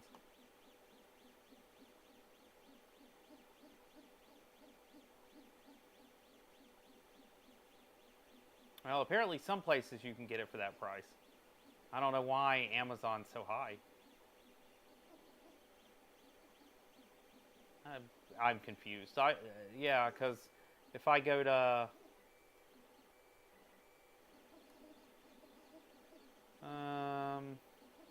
Artillery's website, a Sidewinder X2 is $399. Okay. If I go to Newegg, it says I can get one right now for $280. But that's funny because it's sold and shipped by Creality 3D authorized. I don't know what you're going to get. So I guess that you might be able to find a $270, $280 deal on a Sidewinder X2, but that's not what Artillery's selling them for.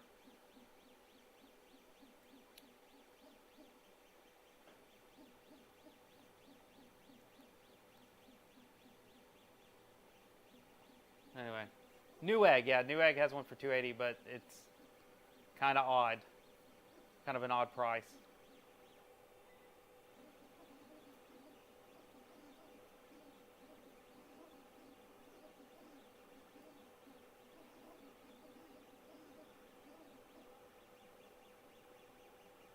How's this dog doing? This is a lot of solid printing. Very strange.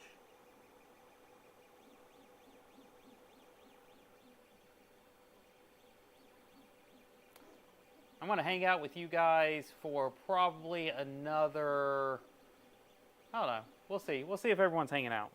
At some point I will take off and let this print like I normally do, and we'll just let it do its thing at 250%. Yeah, I like the Sidewinders. I mean, while we're talking about it, the Sidewinder printers are fine. I only have one of them. I have the Hornet. The Hornet's a beautiful printer. It looks nice. It prints well. It's super quiet. I don't actually own either one of the Sidewinders, though. I think I've been offered one once or twice, but I didn't have the bandwidth for it. The Hornet's the yellow one, yeah.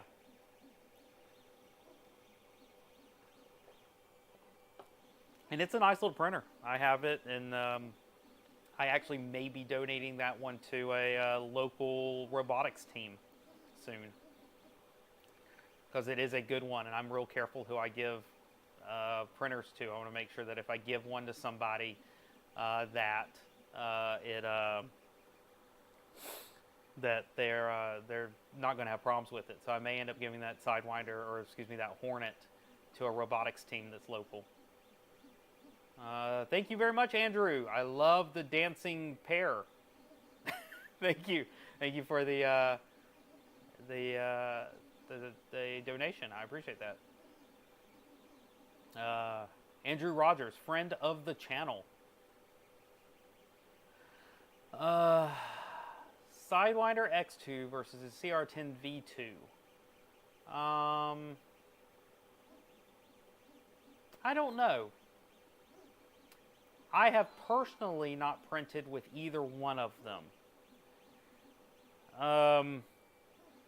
I think the Sidewinder X2 may be a better printer out of the box. I think the CR-10 V2 is probably an easier printer to maintain and upgrade. That's going to be my answer. Sidewinder X2 out of the box, CR-10 V2 better longevity in terms of upgrading and maintenance. That's my guess. Aaron 4DB asks, ever done multicolor, Mr. Kersey? The only multicolor that I have done has been just filament swapping. So where I will go in at a certain layer height, I will pause the print or have the print paused for me in the G-code, and then I will swap the filament, giving you different colors as you go up into different layers. I have not done any MMU printing or nozzles that swap. If you go a little while past on my channel, I did a video on doing adding multicolor to an Ender 5 Plus. My success rate with that wasn't great, but I did try, and there is a whole video on modifying Marlin to do it, but it was a pain. Paul, good to see you. How have I been? I have been doing pretty good. Super, super busy with work and hobbies and this kind of stuff. But I'm always happy when I can do a live stream. Hanging out with you guys any night of the week is an absolute joy. So thanks for hopping in, and thanks for saying hi.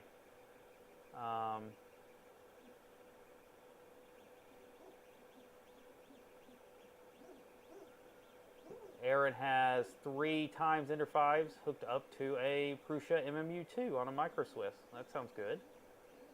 3-day long print, 0 issues. That sounds great. I may have to try one of those. Eric's got an IDEX printer. I did have an IDEX. That was a... If you guys saw the... which printer was that? Brian knows which printer that was, because Brian had one too. I'm going to draw a blank. It's sitting in my basement collecting spider webs at this point. That was kind of a nightmare of a printer to review. And then I spent a lot of time putting out videos to warn people that the extruders were really unreliable. But I hope your 10 long IDEX is doing much better than my IDEX did. It was not a 10 long. What's the build size on this printer? This is a classic 300 by 300 by 400 printer. Probably one of the first larger format printers that were on the market for consumers. Again, we're printing like it's 4 years ago.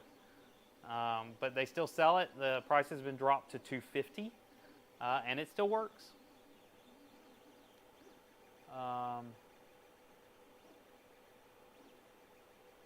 Yeah, Brian knows. Brian, JG Maker IDEX. That one was a disaster. I have 2 of them. Yeah, they were. That was. Whew, I tried to warn people on that one. That was a rough one. The Artist D. There it goes.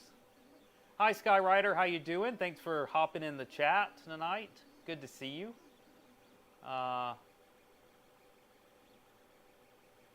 CR Touch is a drop-in install for the stock Ender 5 Plus. Yes, that is my understanding. A lot of people have swapped out their BL Touch for a CR Touch. I haven't tried it yet. I do have one sitting over there that I bought, but I've never needed to swap it out. So there we go.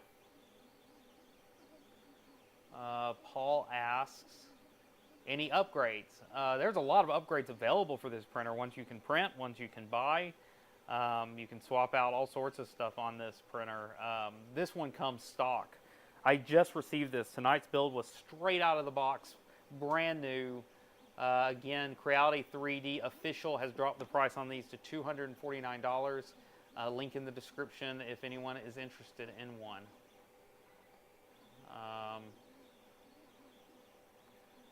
All right, Brian's jumping off. Everyone say bye to Brian. Thanks, Brian, for modding tonight. I appreciate you moderating. That was fantastic of you. I appreciate it. You have a good night's sleep. Aaron asks, what happens if the CR Touch probe hits something? Does it destroy the sensor? Is it probe is metal? I don't know. It depends on how flexible some of your print parts are. So it's just going to depend.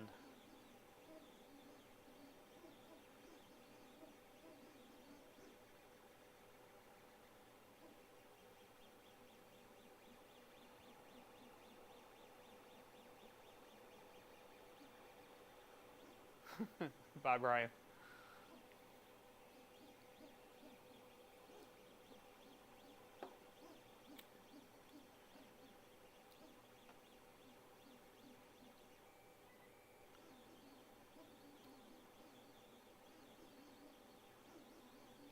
Pygar2 is now our moderator. Thank you for volunteering, Pygar.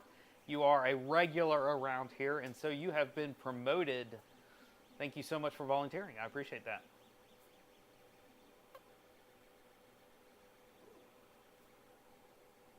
Pygar, if you will, find my email address, send me an email with your mailing information, and I will send you some Kersey Fabrications, stickers, and other cool stuff in the mail. Thank you for volunteering, and thank you for being here in all of these live streams. Find my email address, send me your contact information. I will make sure you get some cool swag.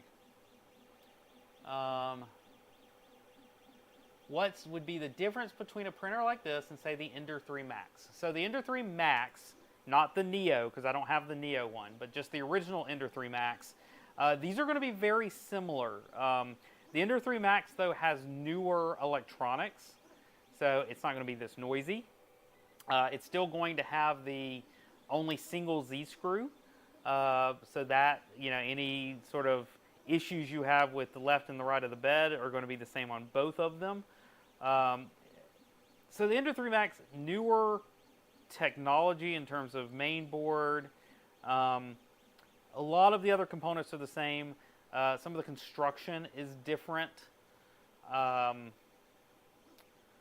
So I like this one better, I think, than the Ender 3 V2. Or excuse me, than the Ender 3 Max, but kind of a toss-up. I think this one's cheaper now than the Ender 3 Max, I think. The Ender 3 Max is going to take up less room. That's true. Because this one's got this separate side box next to it.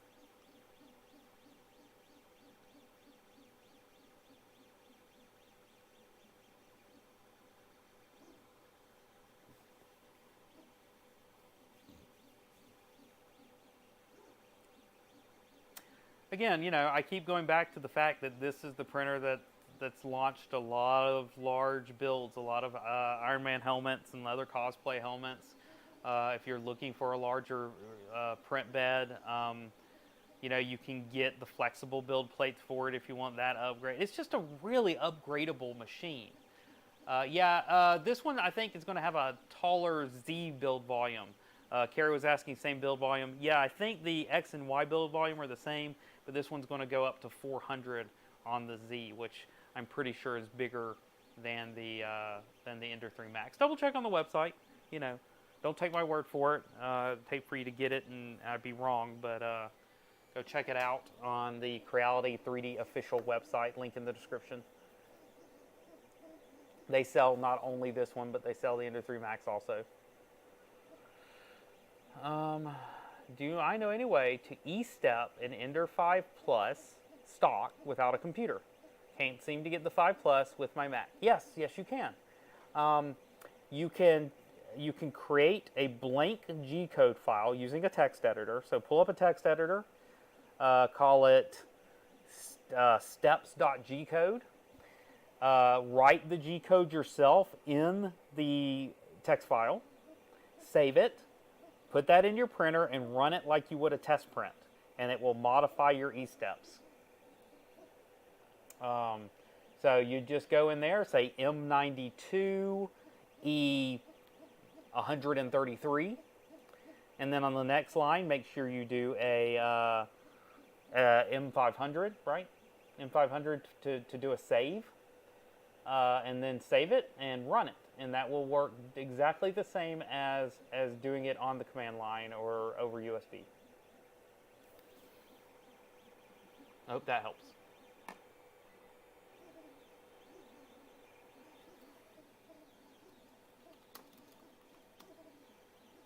Yeah, M500, I was right, okay. Gotta double check my G-code sometimes. I don't do it all the time, so what did I say? It would be a file that has like M92, E100, and then M500. I think that'll do it if you put that in a text file.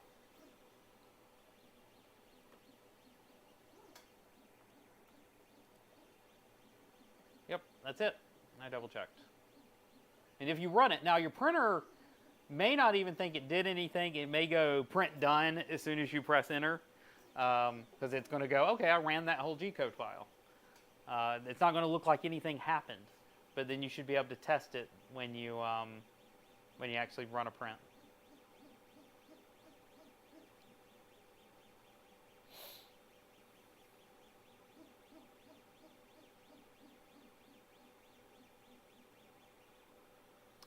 How are the Tronxy 3D printers? So I've been interested in Tronxy printers, and so I've actually watched a decent amount of videos on them, and they seem very hit and miss on their printers. Like, meaning that they work good in some cases. Sometimes you'll get good ones. Sometimes you'll get bad ones. Sometimes this component will fail, but then you can replace it. I think the biggest problems with Tronxys, from what I've seen, is inconsistency.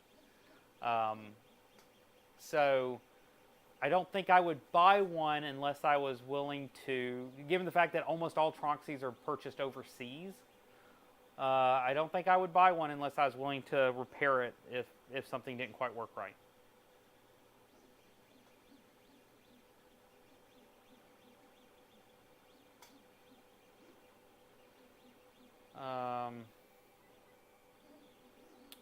Let's see, Pagan Wizard asks, hey Chris, did you ever make a video for the SKR Pro V1.2, and can I use the Auto Build Marlin add-on for VS Code? No, I did not ever make that video. It's one that slipped through the cracks. Not proud of it, but there we go.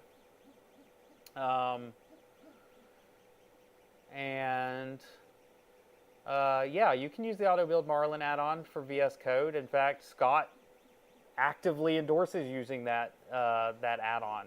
So absolutely. If you have problems using it, I would hit up the Discord. Hit up the Marlin Discord if you have any problems trying to build it. They are there to help. Scott was pushing that in all my interviews is, hey, if you need help, if you have questions, please go check out that Discord chat.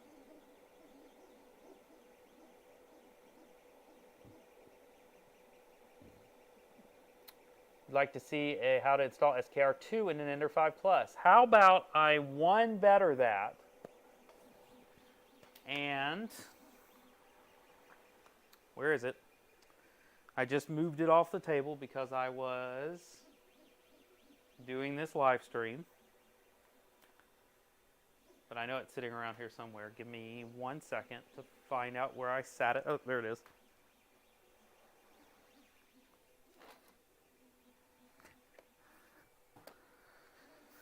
So what I'm probably going to be doing, and I can't give you a timeline. I don't have timelines right now. So Nicholas, would an SKR-3 video be okay? Would that work out for you? Because this is probably the board I'm going to do the video on next in terms of main boards. I purchased this myself. This is an SKR-3 Easy. And yeah, I bought this one myself. I'm going to figure out which way I need to go this way. So I've got an SKR-3 Easy. I've got the Easy Stepper modules because I wanted to see how they worked. So that's going to be the next video. If you saw the video on the SKR 1.4 Turbo, it's almost identical to the SKR-2. That's why I didn't do another video.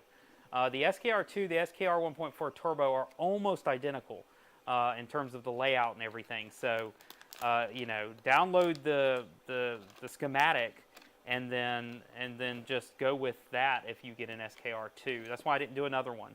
It seemed a little redundant to do a second video. But go check this one out. I'm going to try to do a video on the SKR-3 Easy. Tronxy motherboards are locked down, so you can't modify them. However, I got one that does print good. Okay, Franklin's saying that his Tronxy is good.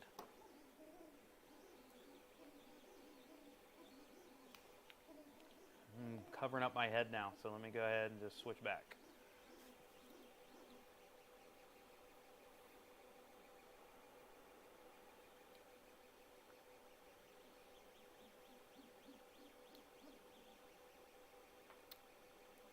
long as the chat's going, as long as you guys are asking me good questions, I'll hang out. If the chat dies down a little bit, I'll probably take off and go edit another video. Oh, you're welcome, Nicholas. Nicholas just thanking me for the content. No problem at all. I'm glad you enjoy it. More projects with resin printer, Shine's asking. Yes. In fact, the project that I have coming up that I've been working on for 2 years uses FDM and resin. And I'll tell you right now, both of my resin printers are on the fritz. And I don't know why. I don't know if I'm doing something wrong, even though they used to print fine. I don't know if I just can't get things to adhere to the bed. I don't know if I installed the FEP too tight. I really don't know what's going on. I've got two Anycubics. I've got a Mono X and a Mono X 6K. I replaced the FEP on them, and maybe I got bad FEP. Maybe I need to replace the FEP on both of them again, because ever since I replaced the FEP on them, I have not gotten them to print right again. And I have spent hours on failed prints, mostly failed prints, things that printed a little bit, and it's just been really painful. They're both sitting over here in timeout because I haven't been able to look at them in a while. I will go and I'll try to print on them, and then they'll fail. Again, I think I may have to redo the FEP again. Maybe I put it on too tight. I don't know. Anyway, there's my resin story since you asked. But yes, I want to do a lot more with resin. I love printing with resin. But I hate printing with resin when it fails. An FDM failure, you cut it off, you get it off the printer, you start over. A resin failure is a mess, and it's just so much work and a pain.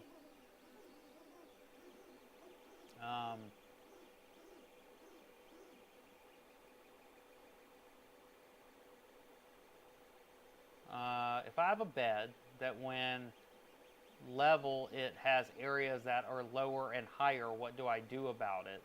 I currently have little pieces of paper all under my magnetic sheet on your Ender 5. If you've got a bed that's that uneven, I would recommend putting a piece of glass on it, even if you were to...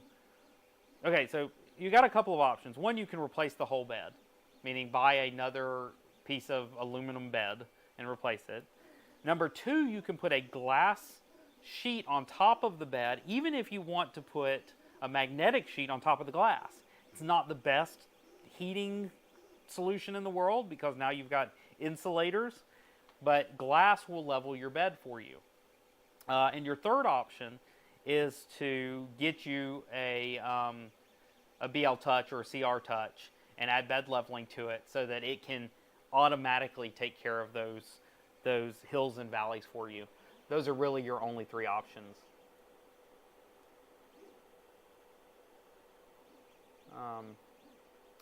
What's your favorite Core XY at the moment? Have you played with the FL Sun 400 Delta? No, I do not have an FL Sun. They've never reached out to me, actually. So I don't have any of their Deltas. My favorite Core XY...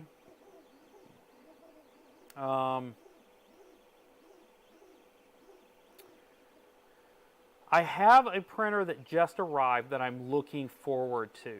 And I'll go ahead and tell you about it because you guys are hanging out here. I have the Flying Bear Ghost 6 that they sent me that I agreed to review. I have not seen anyone that's English speaking review a Flying Bear. So I got a Flying Bear 6. I believe it's Core XY, and I'm looking forward to testing that in a video soon. The favorite Core XY that I've used was the Ender 6. I really liked the Ender 6 until my firmware got screwed up on mine, and I haven't taken the time to fix that printer. But until it died, the Ender 6 was a fantastic printer. I was using it for all kinds of prototyping of 3D prints that the models that I was designing, and it was a fantastic printer. And when it died on me, my heart sank a little bit, and I just haven't taken the time, like all these other projects sitting around me. I haven't fixed it. You know, if something dies on me, I end up having to move on to something else because it would take time off of something else to fix it. I think maybe after the first of the year, you guys are going to start seeing 3D printer repair and 3D printer upgrading videos, where I just take some of these printers that either need upgrades, need repairs, and just do videos on how I go about it. And I think it would be very entertaining as well as very educational. So I look forward to doing those.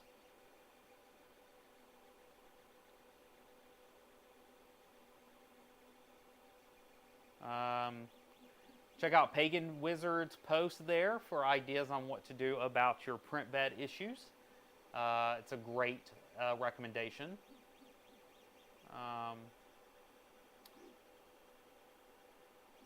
Let's see.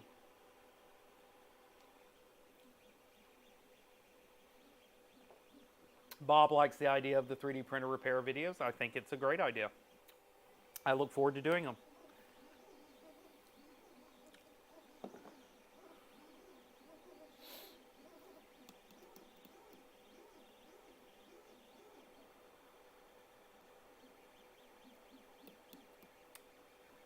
This is definitely a long print. I've got this up to 250% and see where it thinks it is percentage-wise.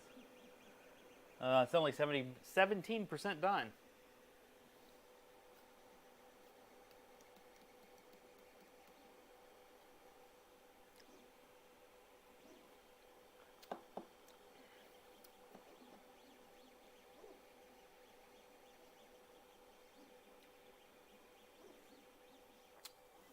Hey guys, I am going to take a quick bio break. We're going to see who's sitting around when I get back. So hang out for a little bit longer. I'll hang out too. Let's just say, let's go for an even 3 hours. I will hang out until 11:30. At 11:30, I will take off and just let this keep going all night long. So hang out a little bit longer. Like I said, quick bio break. I'm going to leave my microphone here so you can listen to the soothing sounds of this printer, and I will be right back.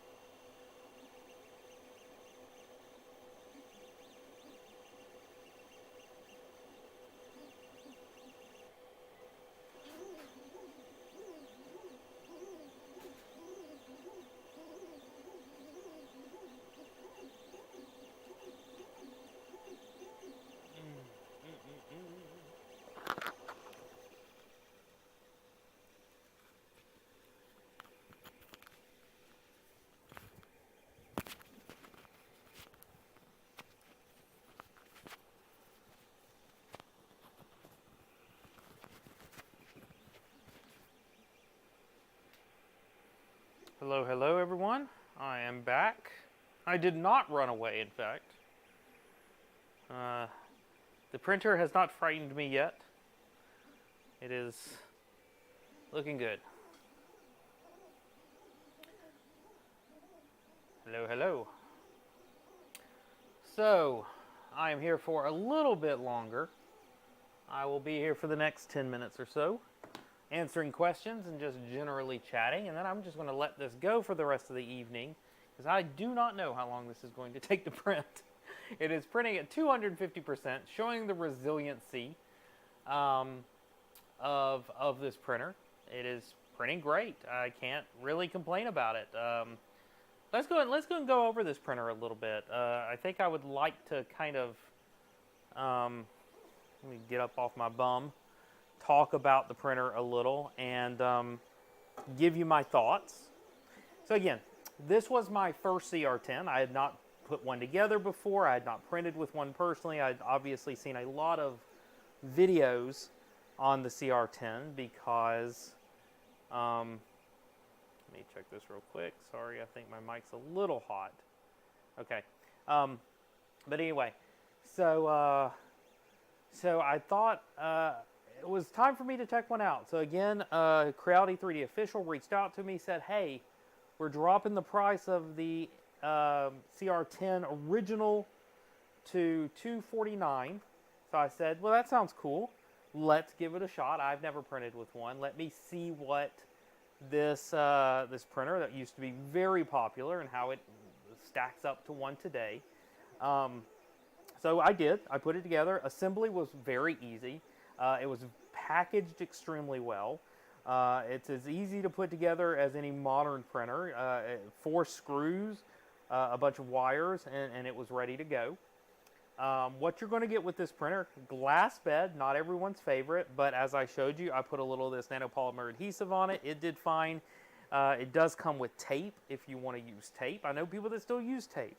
Emily the engineer still uses blue tape sometimes. You can also use glue stick on this. You could just clean it really good, and most of the time that works well also. What else? So older electronics, it is running an 8-bit board. As you can hear, it has old A4988 steppers. It does not have silent stepping. So it's nostalgic in terms of how it sounds. The fans are a little loud too. So you're not going to want, in this day and age of quiet printers, you're not going to want this in a living area, most likely. But, you know, it's really easily upgraded. You can upgrade the board easily, because the board doesn't care if it's 12 volt or 24 volt. You can get easily upgraded hot ends from E3D, because E3D sells both 12 volt and 24 volts. What I'm commenting on here is the fact that this is a 12 volt printer, not a 24 volt printer like most modern ones, but you can get parts for it just fine. There's no problems at all. It's an easy, like I said, it's easy to mod. It is a great design. It goes together well. It has the T-brackets to put together the left and right connectors, or excuse me, the left and right uprights that keep it very rigid. Let me mention the biggest minus that I've run into is the fact that it is a single Z-screw printer, and this side of my printer that does not have the Z-screw sags a little bit, which made bed leveling more difficult.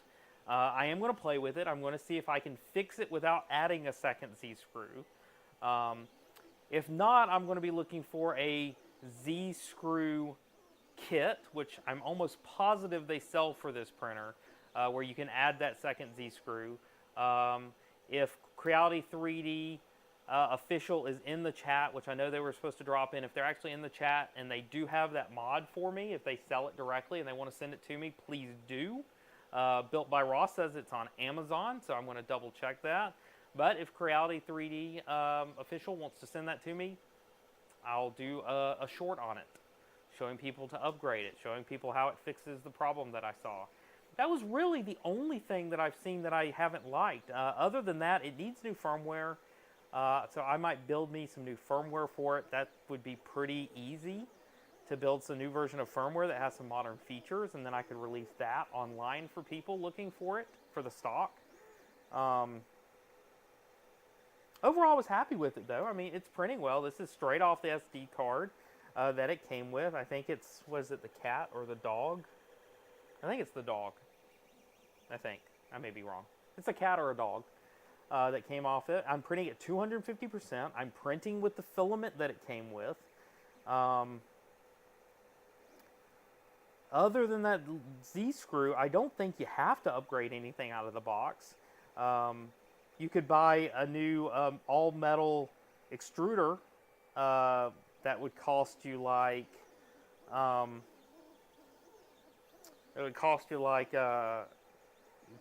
or so. So Built by Ross is asking. Let me finish this up real quick, and I'll answer your question, Ross. So I think that about does it for this. $249. Can you find deals on printers that have the same size that are newer? Apparently so. On Newegg, you can get a Sidewinder X2 for $270. I can't find that deal anywhere else. It says it's sold by Creality reseller, so I'm a little iffy about it. Everywhere else, it looks like a $400 machine, so I'm not sure about that. Anyway, you can probably find some deals on some newer printers that may be this size, but I still think that this is a great deal on this printer. $249. Again, links in the description. You were here. You saw everything. This video will still be up after so that you can rewatch it. So if you don't want to take my word for it, that's fine. Obviously, it's an affiliate link. I do make commission off the sales. That is, you know, that's free knowledge for you. I always want to be honest with you, though. If $250 is all I had and I couldn't find a deal on a newer printer, this would be a great way to get into, you know, helmet printing and stuff like that. The amount of people that have launched their 3D printing empire on a CR-10, that'd be a very long list. So historically, it's been a good machine, and it's very moddable. So anyway, let's go back to some of the last minute questions here. Do you have new firmware for the Ender 5 Plus? I have the one that I've had out forever for the stock Ender 5 Plus and for the silent board. I am working on a replacement for the stock that should be really cool, but I haven't had time to finish it. I mean, just in all honesty, too much going on. I haven't had time to finish that stock. If you are running a Big Tree Tech board, yes, there's a 211 firmware out there. You can find it on my Facebook page. You can find it on my Facebook page. You can also find it on my YouTube community page. I keep those up to date, every few versions of Marlin. So, let's see. Skyrider had a bent Z-screw on their Ender 5 Plus, and they contacted Creality and they sent them a new one. Fantastic. This one came very straight. Packaging on this printer was very, very good. I also like to see the strain relief on the bed. That looks really nice. Like I said from the beginning, I'm a big fan of these that just use stock extrusions. I mean, it's just a workhorse of a printer. So I think I'm going to leave you with that. We got 33 people still watching, and I appreciate every one of you for sticking around for so long tonight. We've gone for almost a full 3 hours here. The live stream will carry on without me. I will actually keep it going with just the audio of the printer going. I think I can do that. I'll have to double check because at some point my wireless microphone is going to give out here. So I'll have to see how much battery I have. But if not, I'll put on some background music or something. Let you guys listen to some music. It's going to go all night. When it's done, I will turn off the stream and you will be able to watch it back at any point. If you follow me on social media, which you should do, at Kersey Fabs on all social medias. Follow me at Kersey Fabs on all social medias. And I will post the finished picture of this on all my social medias.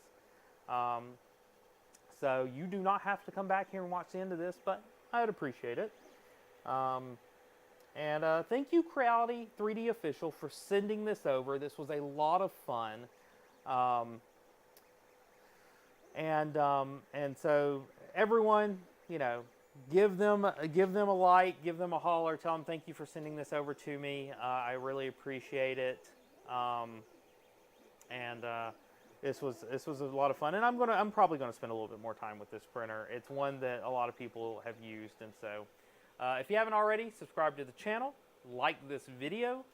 I've got some thank yous from Skyrider and Eric. I appreciate you very much for joining me and for sitting around and just chatting with me. That's going to be pretty much it for me tonight. Thank you again for dropping in. Thanks for watching this stream, and I might do one of these, not Thanksgiving week, because that's Thanksgiving, but either the week before or the week after Thanksgiving, I will have another one of these coming at you with a brand new printer. I will put out some information a little sooner than I did on this one. And thank you very much, everyone. I will see you next time. Enjoy this print. Let me get you going. Have a good evening, everyone.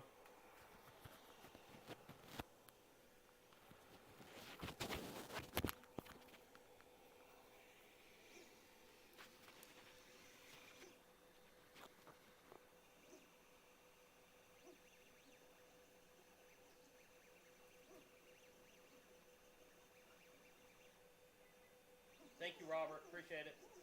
Thank you, Pagan. Thank you, Eric, for the subscription. Good night, Shaw. Good night, Derek.